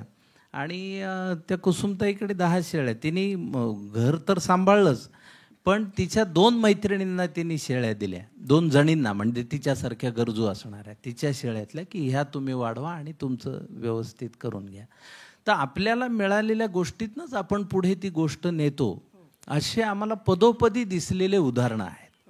आता आम्ही शिलाताई सूर्यवंशी निलंगा तालुक्यात, लातूर जिल्ह्यामधल्या, त्यांच्या मिस्टरांनी आत्महत्या केल्यानंतर 3 अपत्यांची जबाबदारी, आणि शिलाताईंना आम्ही जेव्हा ती मदत केली त्यावेळी शिलाई मशीन एक घेतलं त्यांनी. आणि आज शिलाताईंकडे 20 शिलाई मशीन आहेत आणि 20 जणींना त्यांनी रोजगार दिलेला आहे. त्यांच्यासारख्याच गरजू प्रशिक्षण देऊन त्यांनी तो रोजगार दिलेला आहे. तर मला असं वाटतं की एक छोटीशी गोष्ट असते जी तुम्ही केल्यानंतर ती पुढे वाढत जाते. एक आदिती वानखेडे नावाची मुलगी, आता छत्रपती संभाजीनगरला राहणारी, आणि तिची परीक्षा होती आणि वडील रिक्षा चालक, आणि वडिलांचा जबरदस्त ॲक्सिडेंट झाला. तर 2 वर्ष ते बेड रिडन. तर तिला शिक्षणाला पुढचं सगळंच अडकलं तिचं. मग ती नाम फाउंडेशनकडे आली. मग आम्ही MGM विद्यापीठात बाबुराव कदम आहेत आमचे, अंकुशराव कदम, त्यांनी आम्हाला सांगितलं की काही विद्यार्थ्यांना मी फुकटात शिकवीन, काही हरकत नाही. तर त्यांच्या मदतीने आम्ही तिला शिकवलं. ती इलेक्ट्रॉनिक्स डिप्लोमा झाला तिचा. कॅम्पस इंटरव्ह्यूमध्ये ती चायनाला जाऊन आली आणि आता पुण्यामध्ये ती नोकरी करते. तर केवळ एक छोटंसं, वडील तिथे अपघातग्रस्त झाले, तिचं शिक्षणच थांबत होतं, पण ती किती छोटीशी मदत आहे, किती पुढे गेली. आणि त्यातून तर आपल्या आजूबाजूला मदती आपण छोट्या जरी केल्या ना, तरी त्यातून त्यांचं खूप मोठं काम होतं. ही त्यातली महत्त्वाची गोष्ट आहे. म्हणून आपण त्याचा विचार करणं जास्त. आपण किती देतोय ह्यापेक्षा आपण देतोय ही भावना जास्त महत्वाची असं मला वाटतं. खूपच महत्त्वाचं आहे. मला आपण सांगत असताना माऊलींचा दृष्टांत आठवला की एक पणती, दिवाळीमध्ये असंख्य पणत्यांची ओळ आपण ठेवतो, एक पणती चेतवतो आणि एका पणतीने दुसरी पणती चेतवतो आणि मग अशा सगळ्या पणत्या चेतवल्या जातात आणि नंतर सगळं एकत्रित बघितल्यानंतर कुठल्या पणतीने कुठली पणती आपण चेतवली हे समजत नाही. अगदी तसंच हे दानाचं काम या हाताने त्या हाताला, त्या हाताने त्या हाताला असं नाम फाउंडेशन सुरू आहे आणि नवीन पद्धतीनं, नवीन उर्मीनं आणि नवनिर्मितीनं आणखी नव्या प्रकारे सुरू आहे. हो. आणि आम्ही जवळपास 51 हेड्स खाली आतापर्यंत काम केलेलं आहे. त्यामध्ये आम्ही मुलांच्या शिक्षणासाठी बीड जिल्ह्यात शिरूर कासारला शांतीवन म्हणून एक दीपक नागरगोजे संस्था चालवतात. ते बाबा आमटेंचे शिष्य. तर त्यांना आम्ही जवळपास 250 मुलं राहतील एवढी एक बिल्डिंग बांधून दिली आहे. म्हणजे आत्महत्याग्रस्त शेतकऱ्यांची मुलं, अनाथ मुलं, त्यांना शिकवण्याची जबाबदारी दीपकने घेतली आणि त्यातले बरेच जण आता स्वतःच्या पायावर उभे पण राहिलेत, नोकरीला पण लागलेले. तिथपर्यंत दीपकने त्यांना मदत केलेली आहे. त्यानंतर आपण NDRFचे जवान बघतो तर आम्हाला एक दिवस असा प्रश्न पडला, हे NDRFचे जवान पुरामध्ये ह्याच्यामध्ये सगळीकडे येतात पण ह्यांच्या जेवणाचं काय? म्हणजे हे मदत तर करतात, कुणालाही संकटातनं बाहेर काढतात, पण त्यांनाच कसं म्हणणार ना, आता घरच भिजलेलं आहे तर त्यांना कसं म्हणणार आम्हाला थोडं जेवायला मिळेल का? तर ते काय करतात. म्हणून मग आम्ही NDRFसाठी 5 अशा गाड्या बांधून दिल्या ज्यामध्ये 50 जणांच्या जेवणाची सोय होईल आणि आरामाची सोय होईल. तर आता हे काम महाराष्ट्राच्या बाहेर सुद्धा आपलं पोहोचलेलं आहे आणि आपण सर्वसमावेशक, आता चंद्रपूरच्या ताडोबा अंधारीच्या बफर झोनमधल्या ज्या आपल्या आदिवासी भगिनी आहेत त्यांना आपण मोहापासून व्हॅल्यू ॲडेड गोष्टी करण्यासाठी काही मशिनरी दिली. त्याची लाडू बनव, चटण्या बनव, काही लोणची बनव अशा पद्धतीनं. त्यानंतर कवठ आणि तेंदू ह्याचं व्हॅल्यू ॲडिशन करून उल्का म्हणून एक प्रोजेक्ट आपण राबवला. त्यामधनंही आदिवासी भगिनींना त्यातनं मदत झाली. तर एकल महिलांना उभं करण्यासाठी तुम्ही फक्त बळ द्यायचं असतं, त्यातून ते त्यांचं विश्व उभंच करतात असं मला वाटतं. खूप छान माहिती आहे आणि प्रेरणादायी अशी आहे. चैतन्य, मला तुझ्याकडे यायचं आहे. रोजची इतकी ऑपरेशन्स तू करत असतो आणि सतत रक्तदानाविषयी किंवा रक्ताची गरज याच्याबद्दल तुझ्याशिवाय कोणी आम्हाला सांगू शकणार नाही. त्यामुळे रक्तदान आणि नेत्रदान किती महत्त्वाचं आहे आत्ताच्या मेडिकलच्या याच्यात. मला वाटतं स्त्रीरोगतज्ञ असल्यामुळे, प्रसूती रोगतज्ञ असल्यामुळे रक्तदान आमच्याकरता खूपच जास्त महत्त्वाचं आहे. आणि म्हणतात ना की प्रसूती हा स्त्रीचा दुसरा जन्म असतो आणि ते अगदी खरं आहे. तर अशा अनेक प्रसंग येतात, इनफॅक्ट रोजच असा प्रसंग येतात की आम्हाला ब्लड अरेंज करून ठेवावं लागतं किंवा ब्लड करून ठेवावं लागतं तयारी, आणि त्याची कधी पण गरज पडू शकते. तर त्याच्यामध्ये अर्थातच रक्तदानाचं महत्त्व आहे आणि म्हणूनच आम्ही डॉक्टर संजय देवता यांना इथे त्यांचा सत्कार केला. संजय माझा मित्र आहे आणि माझा क्लासमेट आहे. मी त्याच्याकडे लहानपणापासून पाहत आलो आहे आणि त्यांनी हा वसा उचलला आहे. तर मला असंच एक आठवण आली. व्हॉलेंटरी ब्लड डोनर्स ऑर्गनायझेशन म्हणून एक VBDO नावाची संस्था होती. त्याचा मी 1988 साली प्रेसिडेंट होतो, म्हणजे मी सेकंड MBBSला होतो. आणि तेव्हा मेओमध्ये ही संघटना होती, त्याचा मी प्रेसिडेंट होतो. आणि त्या काळी असं होतं की अनेकदा रात्री अपरात्री लोक माझ्या घरी यायचे आणि मला घेऊन जायचे की आता तुमच्याकडे लिस्ट असते तर तुम्ही कोणीतरी डोनर आम्हाला पाहिजे. तर आणि त्या काळी काय होतं की फोन पण नव्हते आणि PP करून लोकांचा, शेजाऱ्यांचा फोन नंबर तिथे दिलेला असायचा. तर अशा अनेक प्रसंग आले आहेत की रात्री लोकांना घेऊन आम्ही गेलो आणि त्यांना ब्लड अरेंज करून दिलं. आणि माझा ब्लड ग्रुप O निगेटिव्ह आहे, त्यामुळे मलासुद्धा अनेकदा असं युनिव्हर्सल डोनर असल्यामुळे मलासुद्धा असं अनेकदा लोकांनी उचलून घेऊन गेले की चल आता तुला डोनेट करावंच लागणार, कारण आम्हाला दुसरा काही पर्याय नाही आहे, निगेटिव्ह डोनरचं आवश्यकता आहे, O निगेटिव्ह डोनरची. आणि त्या ह्याच्यातनं मग आम्हाला एक विचार आला आणि आम्ही निगेटिव्ह ब्लड डोनर्सची एक डिरेक्टरी त्यावेळेस छापली होती. आणि त्या डायरेक्टरीचा इतका उपयोग झाला, कारण त्यावेळेस जग छोटं होतं. एक तर मोबाईल नव्हते, दुसरं म्हणजे लोक एकमेकांना ओळखायचे. आणि त्याच्यामुळे त्या निगेटिव्ह ब्लड ग्रुपच्या डिरेक्टरीचा इतका आम्हाला फायदा झाला नागपुरामध्ये की असंख्य लोकांना निगेटिव्ह ब्लड ग्रुपवाल्यांना त्याच्या मार्फत ब्लड मिळालं. तर अर्थातच हे अशा काही काही आठवणी आहेत. मी जरी संजय देवतेसारखा ब्लड डोनेट कधी केला नाही, मी 8-10 वेळा किंवा 12 वेळा ब्लड डोनेट केलेलं आहे, पण मला वाटतं की प्रत्येक वेळेस ब्लड डोनेट करताना जो तुम्हाला आनंद मिळतो आणि मुख्य म्हणजे रक्तदान हे असं दान आहे की ज्याच्यामुळे ताबडतोब दुसऱ्याचं आयुष्य वाचतं आणि म्हणूनच त्याचं महत्त्व खूप जास्त आहे.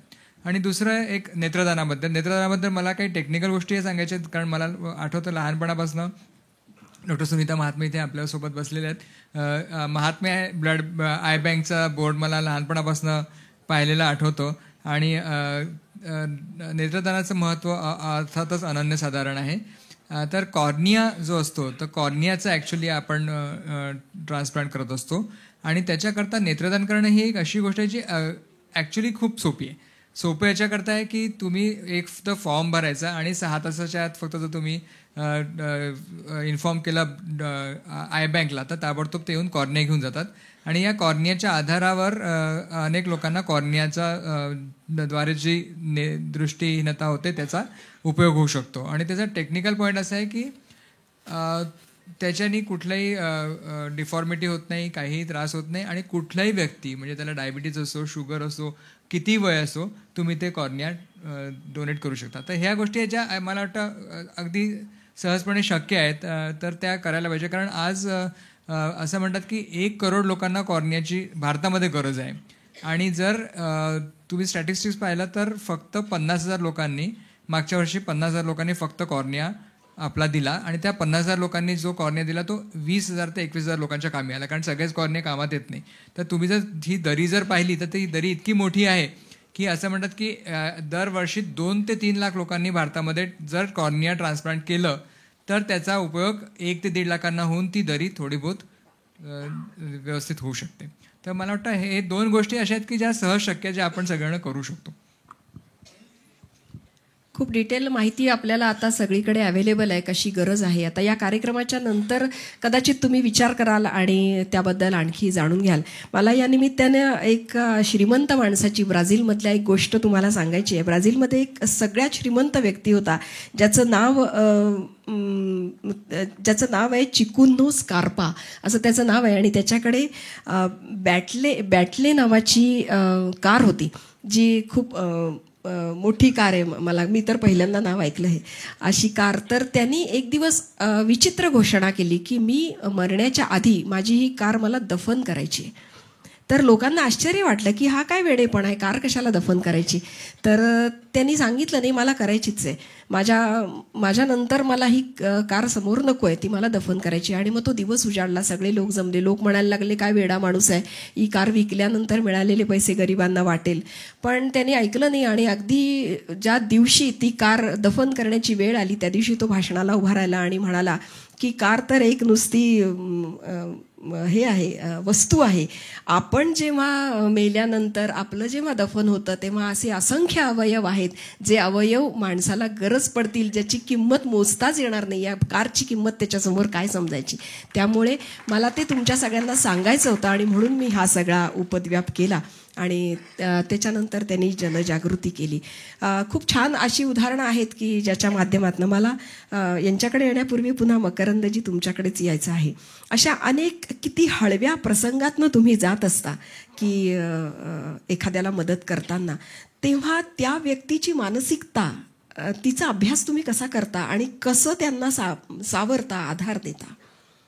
असे अनेक प्रसंग तुमच्यापर्यंत आले असतील. हो, पण आपल्यासारखीच ती माणसं आहेत सगळे, म्हणून मी म्हणलं की आपण त्यांच्या भूमिकेत नाही आहोत, एवढाच फरक असतो. एवढी समज जरी आपल्यात आली तरी आपल्या मदतीला पूरकता येते आणि मुळात आपण कुणावर उपकार करत नाही आहेत, हे आपलं कर्तव्य असलं पाहिजे. आपल्याला म्हणजे मला नेहमी असं वाटतं की एक विनोद आमच्यात खूप प्रचलित आहे की एका माणसाने खूप कष्ट घेतले, आयुष्यभर राब दिवस पाहिला नाही, रात्र पाहिली नाही, कुटुंबाला वेळ दिला नाही, असं करून त्यांनी 500 कोटींची इस्टेट जमवली आणि एक दिवस तो मेला. मग त्याच्या बायकोनी ड्रायव्हर बरोबर लग्न केलं. तर कसं असतं की देणं आपल्यातलं खरं आस्तिकत्व आपण शोधलं पाहिजे. आपण आस्तिक बघा, आपण कसं म्हणतो, जो देवळात जातो नमस्कार करतो तो आस्तिक असतो, जो देव मानत नाही तो नास्तिक असतो, असं आपलं एक ढोबळ आपण वाद चालू असतो समाजामध्ये. पण आता मला सांगा, खरा आस्तिक कोण या दोघांपैकी? एका माणसाला समजा 100 कोटी रुपयांचा फायदा झाला आणि त्याला असं वाटलं की हे ईश्वरानेच आपल्याला मिळवून दिलेले बाबा 100 कोटी फायदा त्याच्यामुळेच झालेला आहे, आणि त्यांनी 1 कोटी रुपयाची वस्तू ईश्वराला दिली. हा जास्त आस्तिक आहे की एखादा माणूस देवळात न जाता त्याला असं लक्षात आलं की अरे ही 2 भुकेजली माणसं दिसत आहेत, त्यांना आपल्याकडे पैसे आहेत, आपण त्यांना जेवण देऊया, अशा विचाराने त्यांना जेवण देणार. या दोघातला आस्तिक कोण? जेवण देणारा आस्तिक आहे. त्याच्यामुळे आपण जे समजतो त्यातून आपण आपल्या समज आणि जाणीवा ह्या प्रसंगांमधनं विकसित करायच्या असतात. आता ह्या 10 वर्षाने नाम फाउंडेशनने काय केलं ह्याच्यापेक्षा आमच्यात काय बदल झाला हे खूप जास्त महत्त्वाचं आहे. कारण आपल्यात माणूस म्हणून खूप बदल होतो एवढं मात्र निश्चितपणे आता आपल्याला कळू लागलं की अरे आपल्याला तर याची जाणीव आधी नव्हती, पण आता त्या जाणीवा होऊ लागल्या. हे जास्त महत्त्वाचं आहे. तर आपल्यात होत जाणारे बदल हे मला जास्त महत्त्वाचे वाटतात. त्यामुळे त्या माणसाला तर आनंद असतो. बघा रेणुकाताई, मला सांगा, आनंदाचा विरुद्धार्थी शब्द कोणता आहे? दुःख नाहीये. सुखाचा विरुद्धार्थी काय? आनंदाला विरुद्धार्थी शब्द नाहीये. आणि आनंद विकत मिळत नाही. तुम्ही तो जितका विकत घ्यायला जाल तितका तो तुमच्यापासून लांब जातो. पण तुम्ही ज्या छोट्या छोट्या गोष्टी करता त्यामधनं मिळणारा आनंद हा तुम्हाला अपूर्व असतो. त्या दिवशी मला आत्ता जसं डॉक्टर साहेब म्हणाले की मी किडनी दिली तो दिवस माझ्या आयुष्यातला आनंदाचा दिवस. हा आनंद काय काय झाला असेल, त्यांच्या मनाला कसं वाटलं असेल, किती प्रसन्न भावना असेल. आणि ती आपण शोधत राहतो आयुष्यभर, पैसे त्यासाठी खर्च करतो, पण काही नाही. तुम्हाला एक तात्पर्य कथा सांगतो. एका राज्यामध्ये एकदा एका मंदिराचा जीर्णोद्धार करायचं ठरलं आणि राजा म्हणाले की नाही नाही, एवढं चांगलं मंदिर आहे, जीर्णोद्धार झाला पाहिजे. त्यांनी ती जबाबदारी त्या पुजाऱ्यावर टाकली. म्हणले ही जबाबदारी तुझ्यावर. पुजारी म्हणलं हो महाराज. त्यांनी 6,000 रुपयाचं कर्ज काढलं. पुजाऱ्यांनी रंगरंगोटी सगळं छान करून मंदिर एकदम ब्रँड न्यू करून टाकलं. सगळी जनता येऊन अभाव किती सुंदर मंदिर, किती सुंदर. राजा पण आला बघायला. राजाने पुजाऱ्याची पाठ थोपटली, शाबास, आणि त्याला हातात 4 आणे ठेवले. तर त्या पुजाऱ्याला घामच आला. 6,000चं कर्ज काढलंय म्हणलं, राजाने 4 आणेच ठेवलेत. आणि मग राजा गेला तर लोक चौकशी करू, अरे राजेसाहेबांनी काय दिलं, काय काय महत्वाची गोष्ट आहे म्हणले, सांगायचं नाही कोणाला. असं पुजारी सांगत बसला. नाही नाही, खूप महत्वाची गोष्ट आहे, ही दाखवायचीच नाहीये कोणाला. राजाने मला गपचूप कानात सांगितले, कुणालाच दाखवू नको. होता होता राजापर्यंत ही बातमी गेली, महाराज तुम्ही काय दिलंय त्याला, तो कोणालाच दाखवायला तयार नाहीये. तर राजा नंतर गेला. 1,25,00,000 रुपये त्यांनी सगळ्यांसमोर पुजाऱ्याला दिले आणि म्हणले, अरे मी दिलेली वस्तू परत माझ्याच हातात दे. तेव्हापासून झाकली मूठ 1,25,00,000ची ही.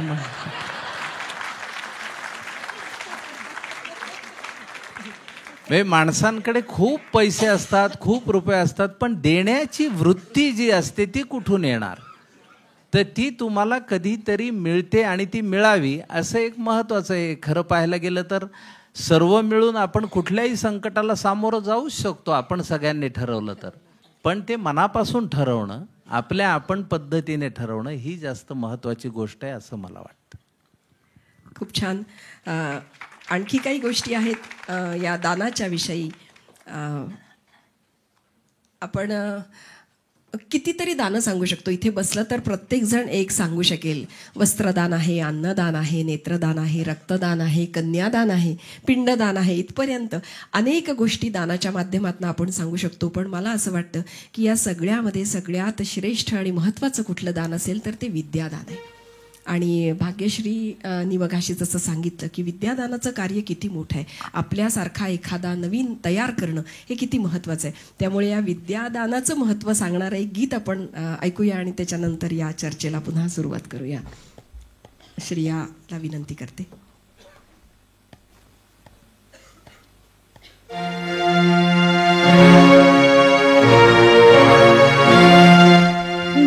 दान दिल्याने ज्ञान वाढते, त्या ज्ञानाचे मंदिर हे. दान दिल्याने ज्ञान वाढते, त्या ज्ञानाचे मंदिर हे. सत्यशिवाहून सुंदर हे, सत्यशिवाहून सुंदर हे, सत्यशिवाहून सुंदर हे, सत्यशिवाहून सुंदर हे.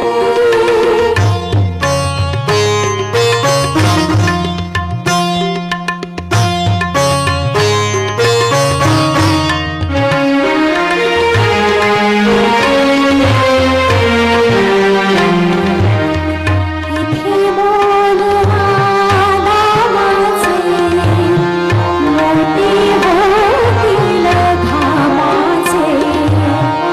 इथे बोलवा नामाचे, मोती होतील धामाचे. सरस्वतीच्या प्रेमाचे, सरस्वतीच्या प्रेमाचे. प्रतिकरण शुभंकरे, सत्यशिवाहून सुंदर हे, सत्यशिवाहून सुंदर हे.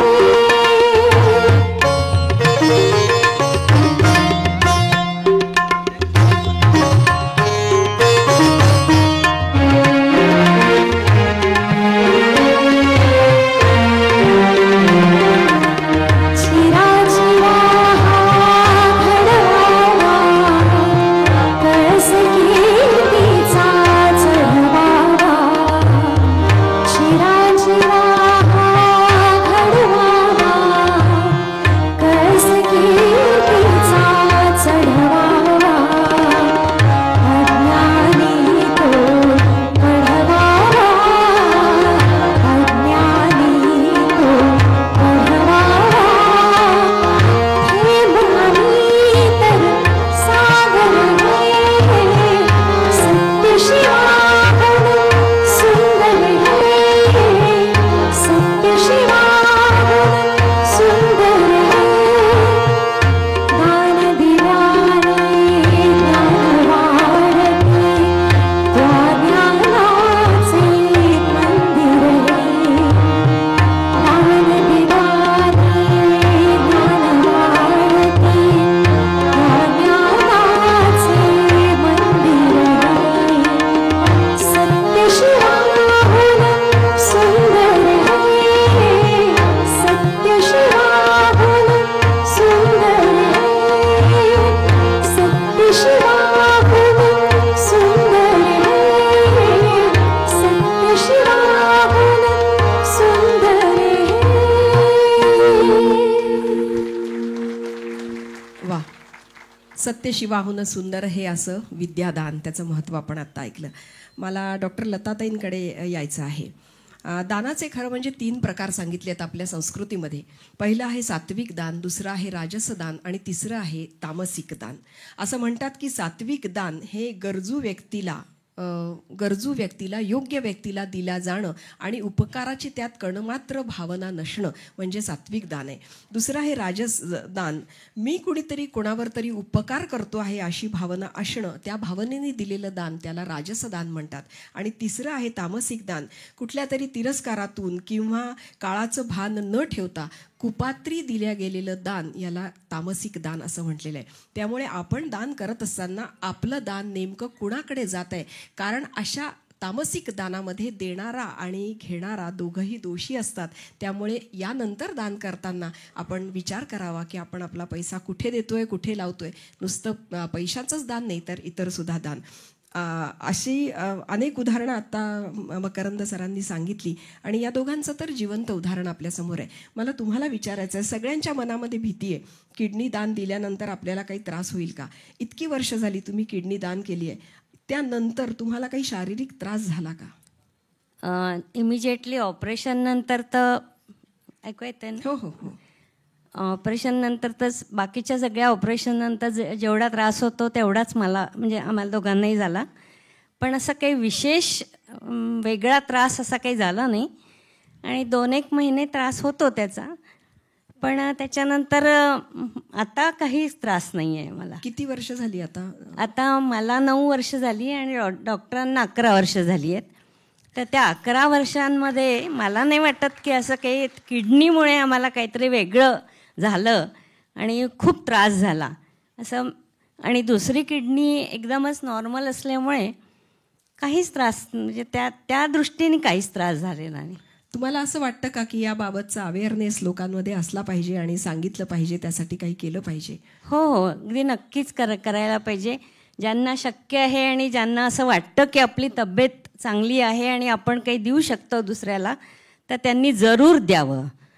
आणि म्हणजे त्यांनी काही असा वेगळा त्रास होतो किंवा काही होतं असं मला नाही. म्हणजे आम्ही तर विसरूनही गेलो की आम्ही 9 वर्षापूर्वी किंवा 11 वर्षापूर्वी किडनी दिली आहे कोणाला. म्हणजे आता काही त्याचं हे पण नाही वाटत की असं दिलं आहे काहीतरी, असं काही वेगळं काहीच नाही वाटत. म्हणजे नाही, मला एक सुचवावं असं वाटेल की डॉक्टरांच्या आपल्याकडे सगळ्या मोठ्या मोठ्या ज्या युनियन्स आहेत किंवा जे आहेत, त्यांनी जर सुरुवात केली तर समाजामध्ये ते आपोआप पसरत जाईल. कारण तिथून सुरुवात झाली. जसं आज हे उदाहरण आपल्या सगळ्यांना कळलं या ऑडिटोरियम पुरतं, तसं जर सगळ्या देशाला कळलं, डॉक्टरांनीच जर तो पायंडा घालून दिला की अवयवदान आपल्यापासून सुरू करूया. कारण ती कुणीतरी सुरुवात करायची असते, एवढाच भाग आहे. पण आपल्याकडे गंमत अशी आहे की काही गोष्टींना आपण ते घाबरत नेहमी राहतो. आता मला नेहमी असं वाटतं की भ्रष्टाचार आपल्या देशामध्ये प्रचंड आहे. तो कमी कसा होईल?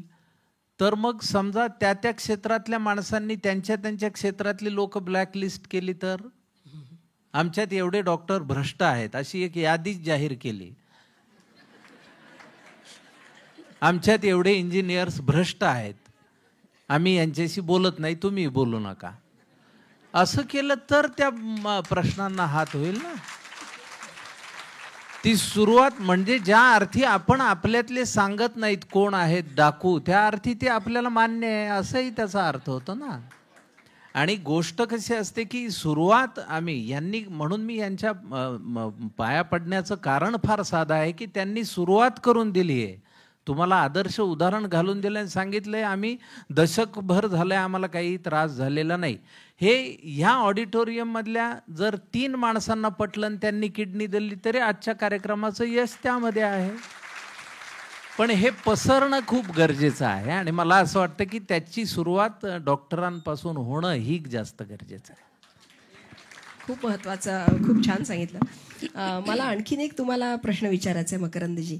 आपल्याकडे असं म्हटलेलं आहे की दानेनं वर्धते लक्ष्मी, दान दिल्याने लक्ष्मी वाढते. तुम्हाला असा अनुभव आहे का नाम फाउंडेशनमध्ये? नाम फाउंडेशन म्हणून नाही, पण मला वैयक्तिकरित्या तो अनुभव आहे. कारण मला असं वाटतं की सगळ्यात कोण कर्ज ठेवत नाही स्वतःकडे तर ईश्वर ठेवत नाही. तुम्ही चांगलं काम केलं की तो दुपटीनं तुम्हाला लगेच परत करतो, ही वस्तुस्थिती आहे. त्याला ईश्वर म्हणा, निसर्ग म्हणा किंवा ती जी काही पॉवर आहे ती म्हणा. तुमच्या मनातनं तुम्ही अगदी निर्मळपणे जर ती मदत केली तर तुम्हाला काही अवधीतच त्याच्या दुपटीनं रिटर्न्स मिळतात. याचा अनुभव ज्यानं त्यानं घेऊन पाहावा त्यांच्यापुरता, मला असं वाटतं. त्यामुळे आपण दिल्यानंतर आपल्याकडे काही राहील का नाही, आपलं चाललंय अशी काही भानगड हे नाही. कारण मुळात आपल्या गरजा आपण कमी केल्या की आपण जास्त आनंदित राहतो.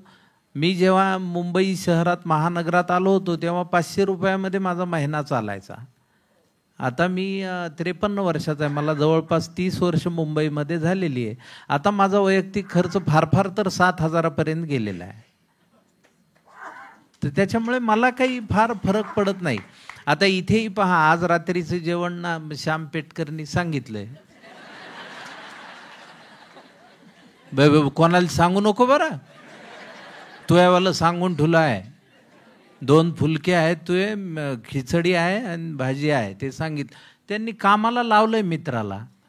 संध्याकाळी घेऊन ये. आता आमचा कार्यक्रम झाला की डबा येईल, तो खायचा आणि संपला विषय. आपल्या गरजा काय आहेत त्याच्यामुळे आपण देऊ शकतो तर द्यायला पाहिजेच ना. म्हणजे धामणसकर जसं त्यांच्या कवितेमध्ये म्हणतात की ज्याची बागच फुलांनी भरलेली त्यांनी 2 फुलं दिली तर काय फरक पडतो.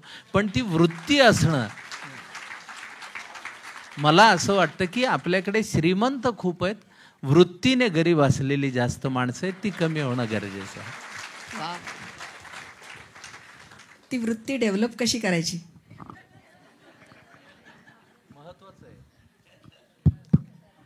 मी याच्यामध्ये एक गोष्ट ॲड करू का? हो.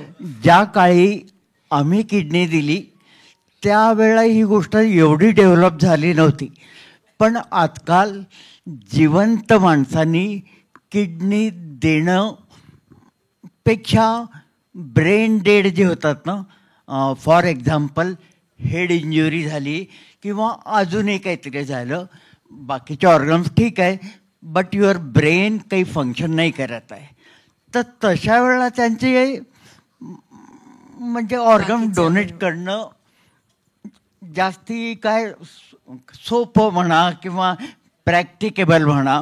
म्हणजे कोणाच्या मनात भीती असते की ऑर्गन डोनेट केलं तर आपल्यालाच काय होईल का, त्या पर्सनला भीती नसली तरी त्यांच्या नातलगांना मित्रांना असते की काहीतरी होईल का. त्यामुळे ही गोष्ट लाईव्ह माणसांनी डोनेट करण्याची नीड आजकाल तेवढी नाही राहिली आहे. म्हणजे कॅडॅव्हर डोनेशन म्हणतात त्याला, तर मेलेल्या माणसाची ऑर्गन काढून देता येतात जर ते वेल इन टाईम तुम्ही सर्व कराल. आणि आजकाल गव्हर्मेंटनी तर इतकं काही सुरू केलं आहे की डेड बॉडी झाली की त्याच्याकरता इमर्जन्सी फ्लाईट वगैरेने एका गावावरनं दुसऱ्या गावाला नेतात. म्हणजे म्हणायला या गोष्टी आजकाल बऱ्याच सोप्या झाल्या आहेत. म्हणजे किशोर सरांनी सांगितलं तोच मुद्दा मी पुढे मांडू इच्छितो. अगदी खरी गोष्ट आहे. जर तुम्ही स्टॅटिस्टिक्स पाहिलं तर 10 लाख लोकांमध्ये भारतामध्ये 0.5 इतके लोक ब्रेन डेड झाल्यानंतर ऑर्गन डोनेशन करतात आणि अमेरिकेमध्ये त्याची संख्या 44 आहे.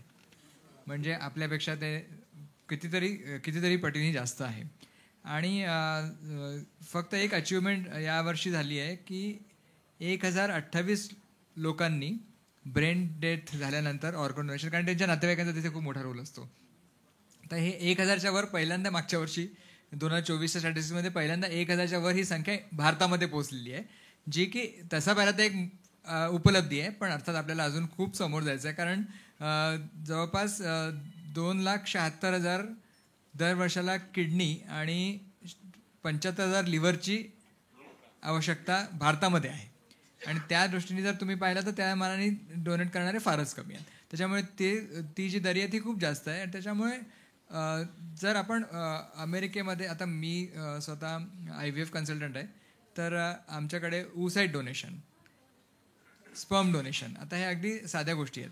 म्हणजे विकी डोनर हा चित्रपट सगळ्यांनीच पाहिला असेल, त्याच्यामुळे लोकांना त्याच्याबद्दल थोडी माहिती आहे. पण स्पर्म डोनेशन, oocyte डोनेशन या गोष्टी तर अमेरिकेमध्ये वगैरे किंवा पाश्चात्य देशांमध्ये असे अनेक लोक आहेत की जे ज्यांना ऑलरेडी आपले स्वतःचे मुलं आहेत. कारण oocyte डोनेशनला खरं पाहिलं तर खूप काही त्रास होत नाही आणि खूप काही असं त्याच्यातनं तुम्हाला शरीराला पण काही असा धोका नाही आहे. पण लोक आपल्याकडे कोणी समोर येत नाही, ही एक फॅक्ट आहे. आणि जेव्हा की अमेरिकेत असे खूप लोक आहेत जे स्वतःहून समोर येऊन oocyte डोनेशन करतात. तर म्हणते ही जी प्रवृत्ती आहे, ही प्रवृत्ती आपल्याला हळूहळू आता ती वाढवायला हवी आणि ते आपल्याला करणं गरजेचं आहे. मगाशी मी जसं सांगितलं की गोदान, भूदान, श्रमदान, ग्रामदान, अन्नदान, विद्यादान, नेत्रदान, रक्तदान, अवयवदान, देहदान, अगदी आईच्या दुधाचं सुद्धा दान केलं जातं. ती सुद्धा किती महत्त्वाची गोष्ट आहे आत्ताच्या काळामध्ये. मिल्क बँक असते, त्याची सुद्धा महत्त्वाची आवश्यकता आहे. गर्भदान केलं जातं, ती सुद्धा महत्त्वाची. एखाद्या भावनिक शब्दाचा आधार घेत दिला जाणारा, म्हणजे एखाद्याला आपला भावनिक शब्द देऊन त्याचा हातात घेणं हे सुद्धा एक दानच आहे. त्याला आधार देणं हे सुद्धा एक दानच आहे. त्यामुळे या सगळ्या दानाचा असा व्यवस्थित उहापोह आणि विचार करत असताना तुम्ही पहिल्यांदाच माझ्या शेवटच्या प्रश्नाचं खरं म्हणजे उत्तर दिलं की आपण किती समृद्ध होतो. त्या समृद्धीची व्याख्या करताना तुम्ही नेमकं काय सांगाल?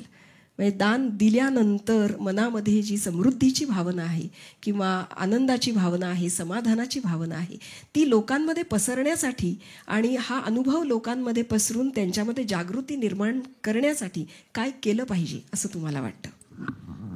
हा ज्याचा त्याचा प्रश्न आहे असं मला वाटतं. कारण समजून घेणं, पहा आता मला सगळ्यात पुण्याचं काम कुठलं वाटतं तर एखाद्याने झाड लावलं, तो गेल्यानंतर सुद्धा ते झाड इतक्या जणांना सावली देतं आणि झाडाचं ते सावली देताना खाली गुंड उभा आहे की चांगला माणूस आहे हे बघत नाही. ते सर्वसमावेशक सावलीही देतं, फळही देतं. जसं ज्ञानेश्वर माऊलींनी पसायदानामध्ये सांगितलंय की जे खळांची व्यंकटी सांडो तया सत्कर्मी रती वाढो. ते म्हणतायत की त्यांच्यातला जो स्वभाव दोष आहे तो निघो. ते काही असं म्हणत नाहीत की तो मरो आणि त्याच्यातनं काही हे, त्याचं माऊलींचं म्हणणं तसं नाही आहे. म्हणजे विंचवाचा उपद्रव कुठपर्यंत आहे आपल्याला, जोपर्यंत त्याची विषारी नांगी आहे. एकदा त्याची विषारी नांगी निघाली की तो पण निरुपद्रवी कीटकासारखाच आहे.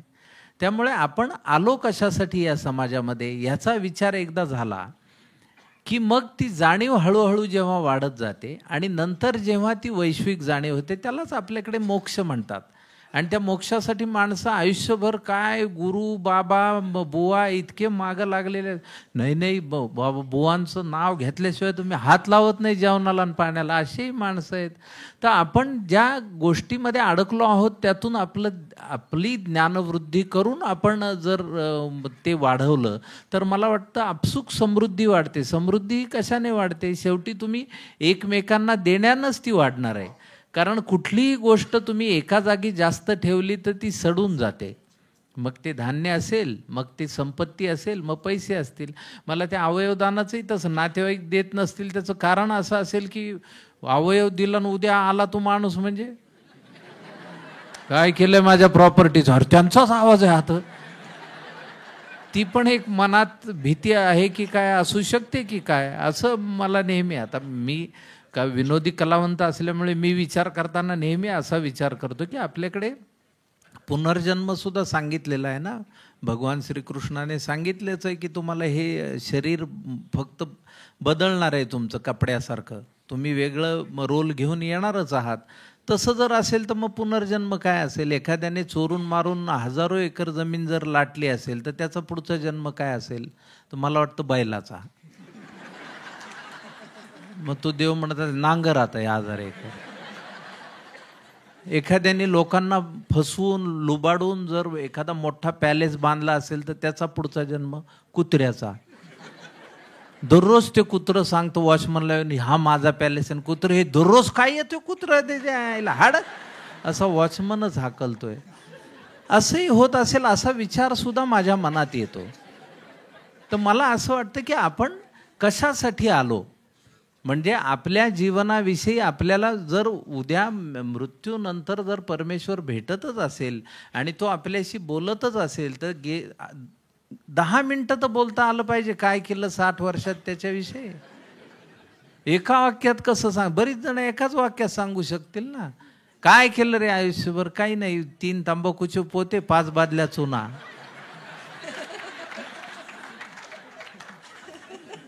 मुळात काय आहे की मला ती सुरुवात करायची असते. समृद्धी कशी तयार होईल तर माझ्यापासून सुरुवात झाली पाहिजे. म्हणजे एकदा एक मोठी आग एका जंगलात लागली आणि एक चिमणीसारखी चोचीतनं पाणी आणून त्यात टाकत होती. तिच्या बऱ्याच खेपा झाल्यानंतर एक कावळा हसायला लागला. तो म्हणला तुझ्या पाण्याने थोडीच आग विझेल. ती म्हणली ही आग विझेल की नाही माहीत नाही माझ्या पाण्याने, पण उद्या या घटनेविषयी लिहिलं जाईल तेव्हा माझं नाव आग विझवणाऱ्यांच्या यादीत असेल, लावणाऱ्यांच्या नसेल. हे जास्त महत्त्वाचं. त्यामुळे माझं नाव आग विझवणाऱ्यांच्या यादीत आलं तरी मला आपोआप त्या जाणीवा होत जातात आणि आपोआप ती समृद्धी वाढत जाते, असं मला वैयक्तिकरित्या वाटतं. माणसाने माणसाशी माणसासम वागणे, एवढा एकच सल्ला आहे. खूप छान लिहिलं एका ठिकाणी की देने के लिए दान, लेने के लिए ज्ञान और त्यागने के लिए अभिमान सर्वश्रेष्ठ है. हा अभिमान जेव्हा आपण त्याग करतो आणि अहंकाराचा जेव्हा त्याग करतो तेव्हा खऱ्या अर्थाने माणूस म्हणून उभं राहायला आपण सुरुवात करतो. आणि मग माणूस म्हणून उभं राहायला लागल्यानंतर सगळं सारखं वाटायला लागतं. आणि मग ही जी दरी आहे जसं डॉक्टर साहेबांनी सांगितलं की त्यांना गरज होती किडनीची, माझ्याजवळ 2 होत्या, मी 1 किडनी दिली, ही दरी भरून काढली. यांनी सांगितलं की रक्तदान अनेक ठिकाणी गरज आहे, ती दरी भरून काढली. तुम्ही सांगताय तसं जी भौतिक ज्या गरजा आहेत माणसाच्या, अन्न वस्त्र निवारा ही बेसिक दानाची गरज आहे, तर ती दानाची गरज अशा नाम फाउंडेशन आणि इथे अनेक लोक असे बसले आहेत जे छोटं काम करतात, ज्यांना इथपर्यंत कदाचित येता येत नसेल, पण इथे बसलेल्या असंख्य लोकांमध्ये ती वृत्ती आहे. त्यामुळे ही दानाची वृत्ती आपली वाढत राहावी. मला आता जाता जाता तुम्हाला तिघांनाही थोडक्यात संदेश आपण आपल्या बघणाऱ्यांना आणि याच्या पलीकडे आणखी लोक सगळे बघतायत जगात, कारण हा कार्यक्रम आपण दाखवतोय, तर तो छोटासा संदेश सांगा आजच्या कार्यक्रमाचा, की काय सांगितलं पाहिजे. मला असं वाटतं की प्रॅक्टिकल पॉईंट आहे की दान देताना थोडा विचार करायला पाहिजे की दान घेणाऱ्याला त्याची गरज आहे की नाही आहे. हे मला याच्याकरता वाटतं की माझा एक CSRचा 6 आकडी चेक ज्याला मी दिला होता ते चेक डिपॉझिट करायलाच विसरले आणि मग मला कळलं की हा चेक डिपॉझिटच केला गेला नाही. तर मला असं वाटतं की तेव्हा मला लक्षात आलं की आपण जेव्हा डिसाईड करतो की कोणाला दान द्यायला पाहिजे कुठल्याही प्रकारचं असो, तर जो घेणारा आहे त्याला गरज आहे की नाही हे पण पहिले पाहायला पाहिजे आणि त्याची स्टडी करूनच मग पुढे जायला पाहिजे. मला वाटतं आपण कुणालाही काहीही देताना त्यामध्ये दानाची भावना नसावी, उपकाराची भावना नसावी.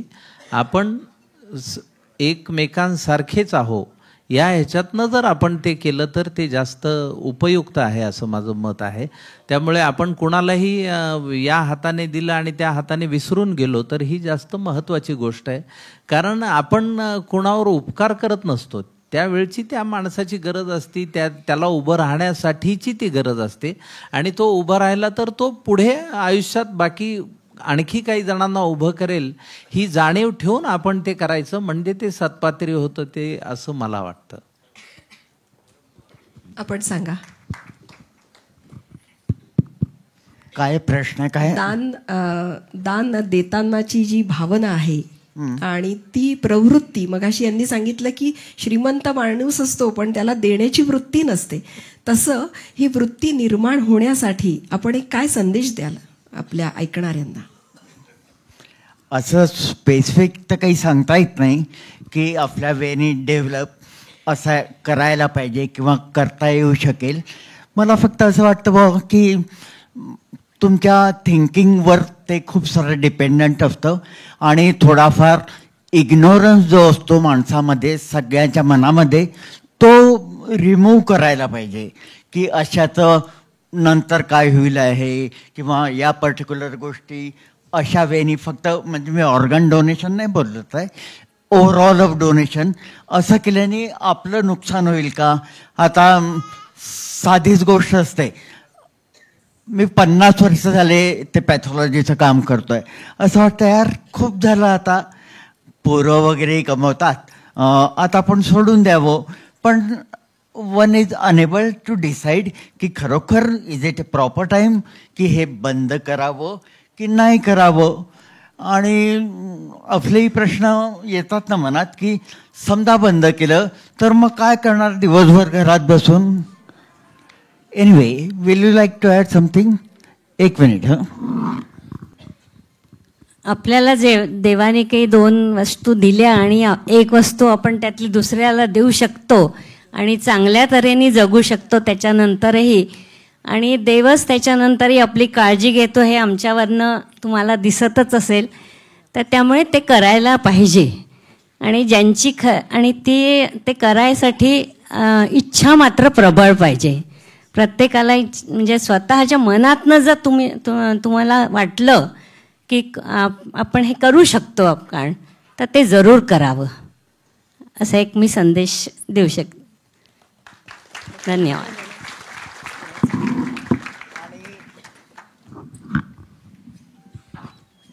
आमच्यासारखे हे जे लोक करतात ना, ही आणि मी, तर ते तर नॉर्मल ह्युमन थिंकिंग नाही आहे.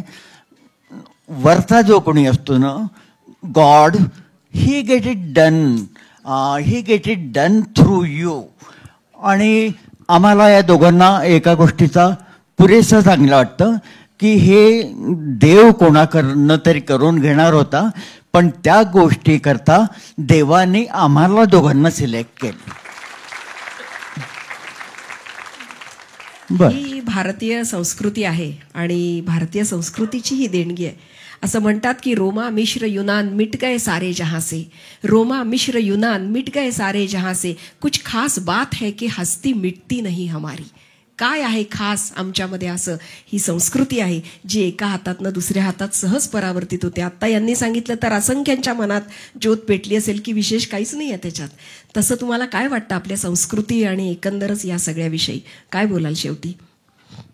आपली संस्कृती ही जगातली एकमेव संस्कृती अशी आहे जी सगळ्याच गोष्टींविषयी आदर व्यक्त करते. ती मातीविषयी आदर व्यक्त करते, ती पाण्याविषयी आदर व्यक्त करते, ती डोंगराविषयी आदर व्यक्त करते, ती झाडाविषयी आदर व्यक्त करते, ती प्राण्यांविषयी आदर व्यक्त करते. तर त्यामुळे ही संस्कृती आपण जपली पाहिजे आणि ती आदर व्यक्त करण्याची भावना आपली वाढली पाहिजे. आणि मला असं वाटतं की आवाहन एकच असतं की आपण दान देतो ह्याची जाणीव सतत राहू नये. 2 लाखाची मदत करताना 8 लाखाचं फंक्शन करू नये, एवढंच.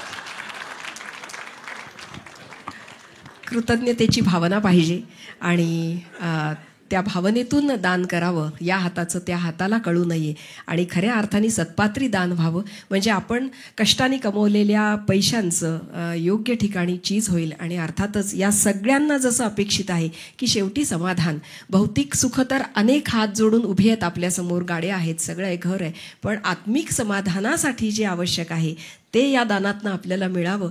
असं म्हणून आपण आता शेवटाकडे जाणार आहे. पसाय दानाने कार्यक्रमाचं समापन होणार आहे. आपण सगळ्यांनी मिळून ते म्हणायचं आहे. पण त्याच्या आधी मला एक गोष्ट सांगायची आहे. आपल्याकडे 100 वर्षांचं आपलं आयुष्यमान जर धरलं तर त्या 100 वर्षाचे 25, 25, 25, 25 असे 4 भाग केले तर त्या 4 भागांना नावं दिली गेली आहेत आपल्या संस्कृतीमध्ये. पहिल्या 25 वर्षात संचय पर्व म्हटलेलं आहे. संचय पर्व म्हणजे ज्ञानाचा संचय करायचा, पैशाचा संचय करायचा. बँकेमध्ये जसे आपण पैसे ठेवतो तसं विद्या गोळा करायची. 25 वर्षानंतरची पुढची जी 25 वर्ष आहेत त्याला उपभोग पर्व असं नाव दिलं आहे. विनियोगपूर्वक विवेकपूर्ण रीतीनं आपण कमवलेल्या संचिताचा योग्य पद्धतीनं उपभोग घ्यायचा असं सांगितलेलं आहे. आणि 3रं पर्व सांगितलं आहे ते विनियोग पर्व सांगितलं आहे. ज्या समाजाने आपल्याला घडवलं ते 50 ते 75मध्ये आपला मेंदू शाबूत असताना समाजाने आपल्याला जे घडवलं, गुरूंनी आपल्याला जे दिलं, शेजाऱ्या पाजाऱ्यांनी आपल्याला दिलं, या सगळ्यांच्या प्रति कृतज्ञतेची भावना व्यक्त करत आपल्या संपत्तीचा योग्य पद्धतीनं विनियोग करायचा. आणि शेवटचं पर्व सांगितलंय 75 ते पुढे जे आपल्याला माहिती नाही ते त्याग पर्व सांगितलेलं आहे. आणि त्या त्याग पर्वात सांगितलंय की स्टेशनवर आपण उभं राहतो, गाडी येते आणि आपण गाडीत बसून सहज उभ्या असणाऱ्यांना टाटा करून निघून जातो. अगदी तसंच गाडीत बसायचं आणि त्याग करून निघून जायचं. अशी ही 100 वर्षाची कल्पना आणि असं हे पर्व आणि अशी ही भरपूर देणारी आपली संस्कृती. दानाचं महत्त्व आपल्या सगळ्यांना माहितीच आहे. कर्णाचं नाव माहिती आहे, शिबी माहिती आहे, दधीचींनी आपल्या हाडं दान केली आहेत देवांना शस्त्र तयार करण्यासाठी. इतकी महान परंपरा ह्या दानाची आपल्या भारतीय संस्कृतीमध्ये हजारो वर्षापासून सुरू आहे. त्या दानाची परंपरा आपण आपल्या हातात घेऊया, आपले हात अधिक बळकट करूया आणि या दानाची परंपरा दुसऱ्याच्या हातात हात देताना त्यांचे हात बळकट करून सगळा समाज माऊलींना अपेक्षित आहे तसा करूया. म्हणूनच पसायदानाने आजच्या कार्यक्रमाचं समापन करणार आहे. जो जो दुःखी आहे त्यांचं दुःख निवारण व्हावं आणि त्यासाठी आपण कारणीभूत व्हावं आणि हे जग सुंदर व्हावं. आज तुम्ही इथे आलात आणि आमच्या कार्यक्रमाला इतका उत्तम प्रतिसाद दिलात त्याबद्दल ओमेगा ट्रस्ट आणि ओम चॅरिटेबल ट्रस्टतर्फे आणि या सगळ्यांच्या वतीनं तुमचे मनापासून आभार मानते. आम्हाला ज्यांनी मदत केली, विशेषतः श्यामभैयांचे विशेष आभार मानते, कारण मकरंदजींना इथे बोलवण्यात त्यांनी आम्हाला मदत केलेली आहे. पर्सिस्टंट सभागृहाला अगदी आयत्या वेळी उपलब्ध करून दिलं त्याबद्दल त्यांचे मनापासून आभार मानते. आणि अनेकांचे हातभार या कार्यक्रमासाठी लाभले त्या सगळ्यांचे मनापासून आभार मानते. पुन्हा एकदा तुमच्या सगळ्यांचे आभार मानून आजचा कार्यक्रम आपण पसायदानांनी संपवणार आहोत. या तिघांसाठी सुद्धा एकदा आपण जोरदार टाळ्या वाजवल्या पाहिजेत. श्रुती मोरेश्वर आणि गोविंद हे आपले नेहमीचे कलाकार आहेत नागपूरचे. श्रेया मोरेश्वर आणि गोविंद नेहमीचे कलाकार आहेत. कार्यक्रम संपल्यानंतर बाहेर दुधाची व्यवस्था केली आहे. कोजागिरीच्या दुधाचा आस्वाद आपण सगळ्यांनी घ्यायचा आहे आणि विनंती आहे की आपण सगळ्यांनी एक सुरात श्रियाबरोबर पसायदान म्हणूया.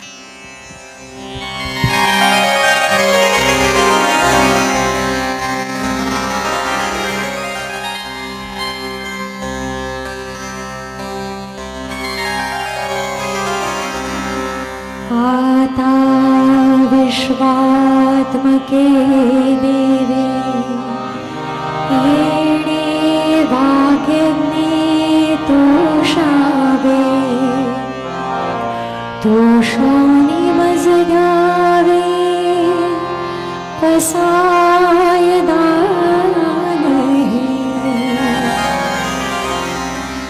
जे खांची व्यंकटी सांडो तया सत्कर्मी रतिवाढो भूता परस्परी पडो मैत्र जीवाचे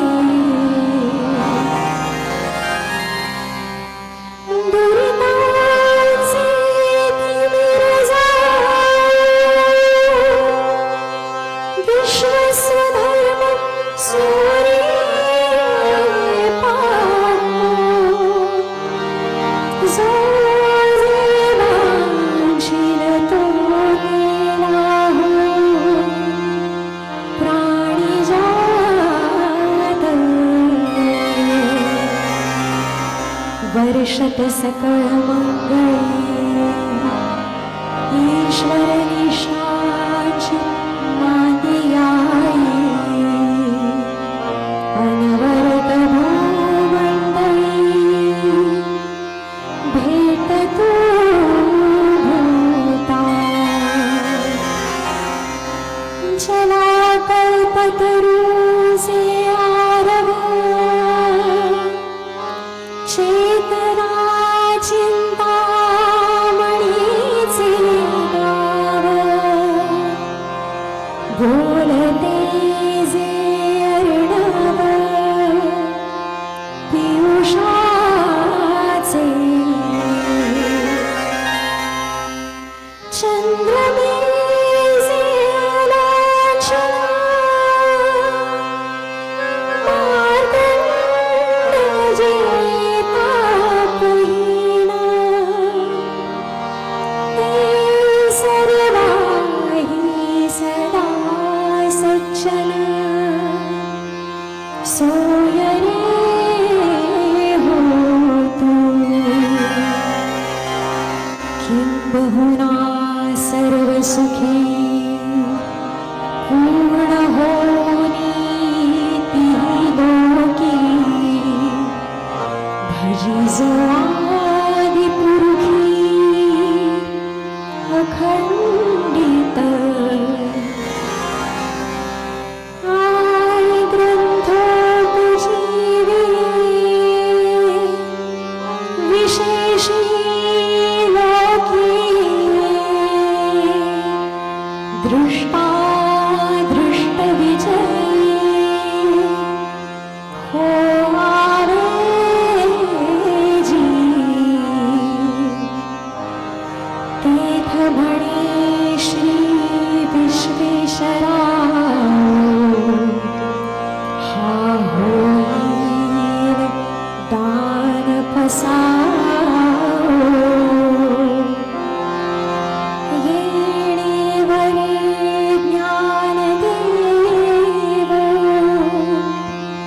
सुखिया झाला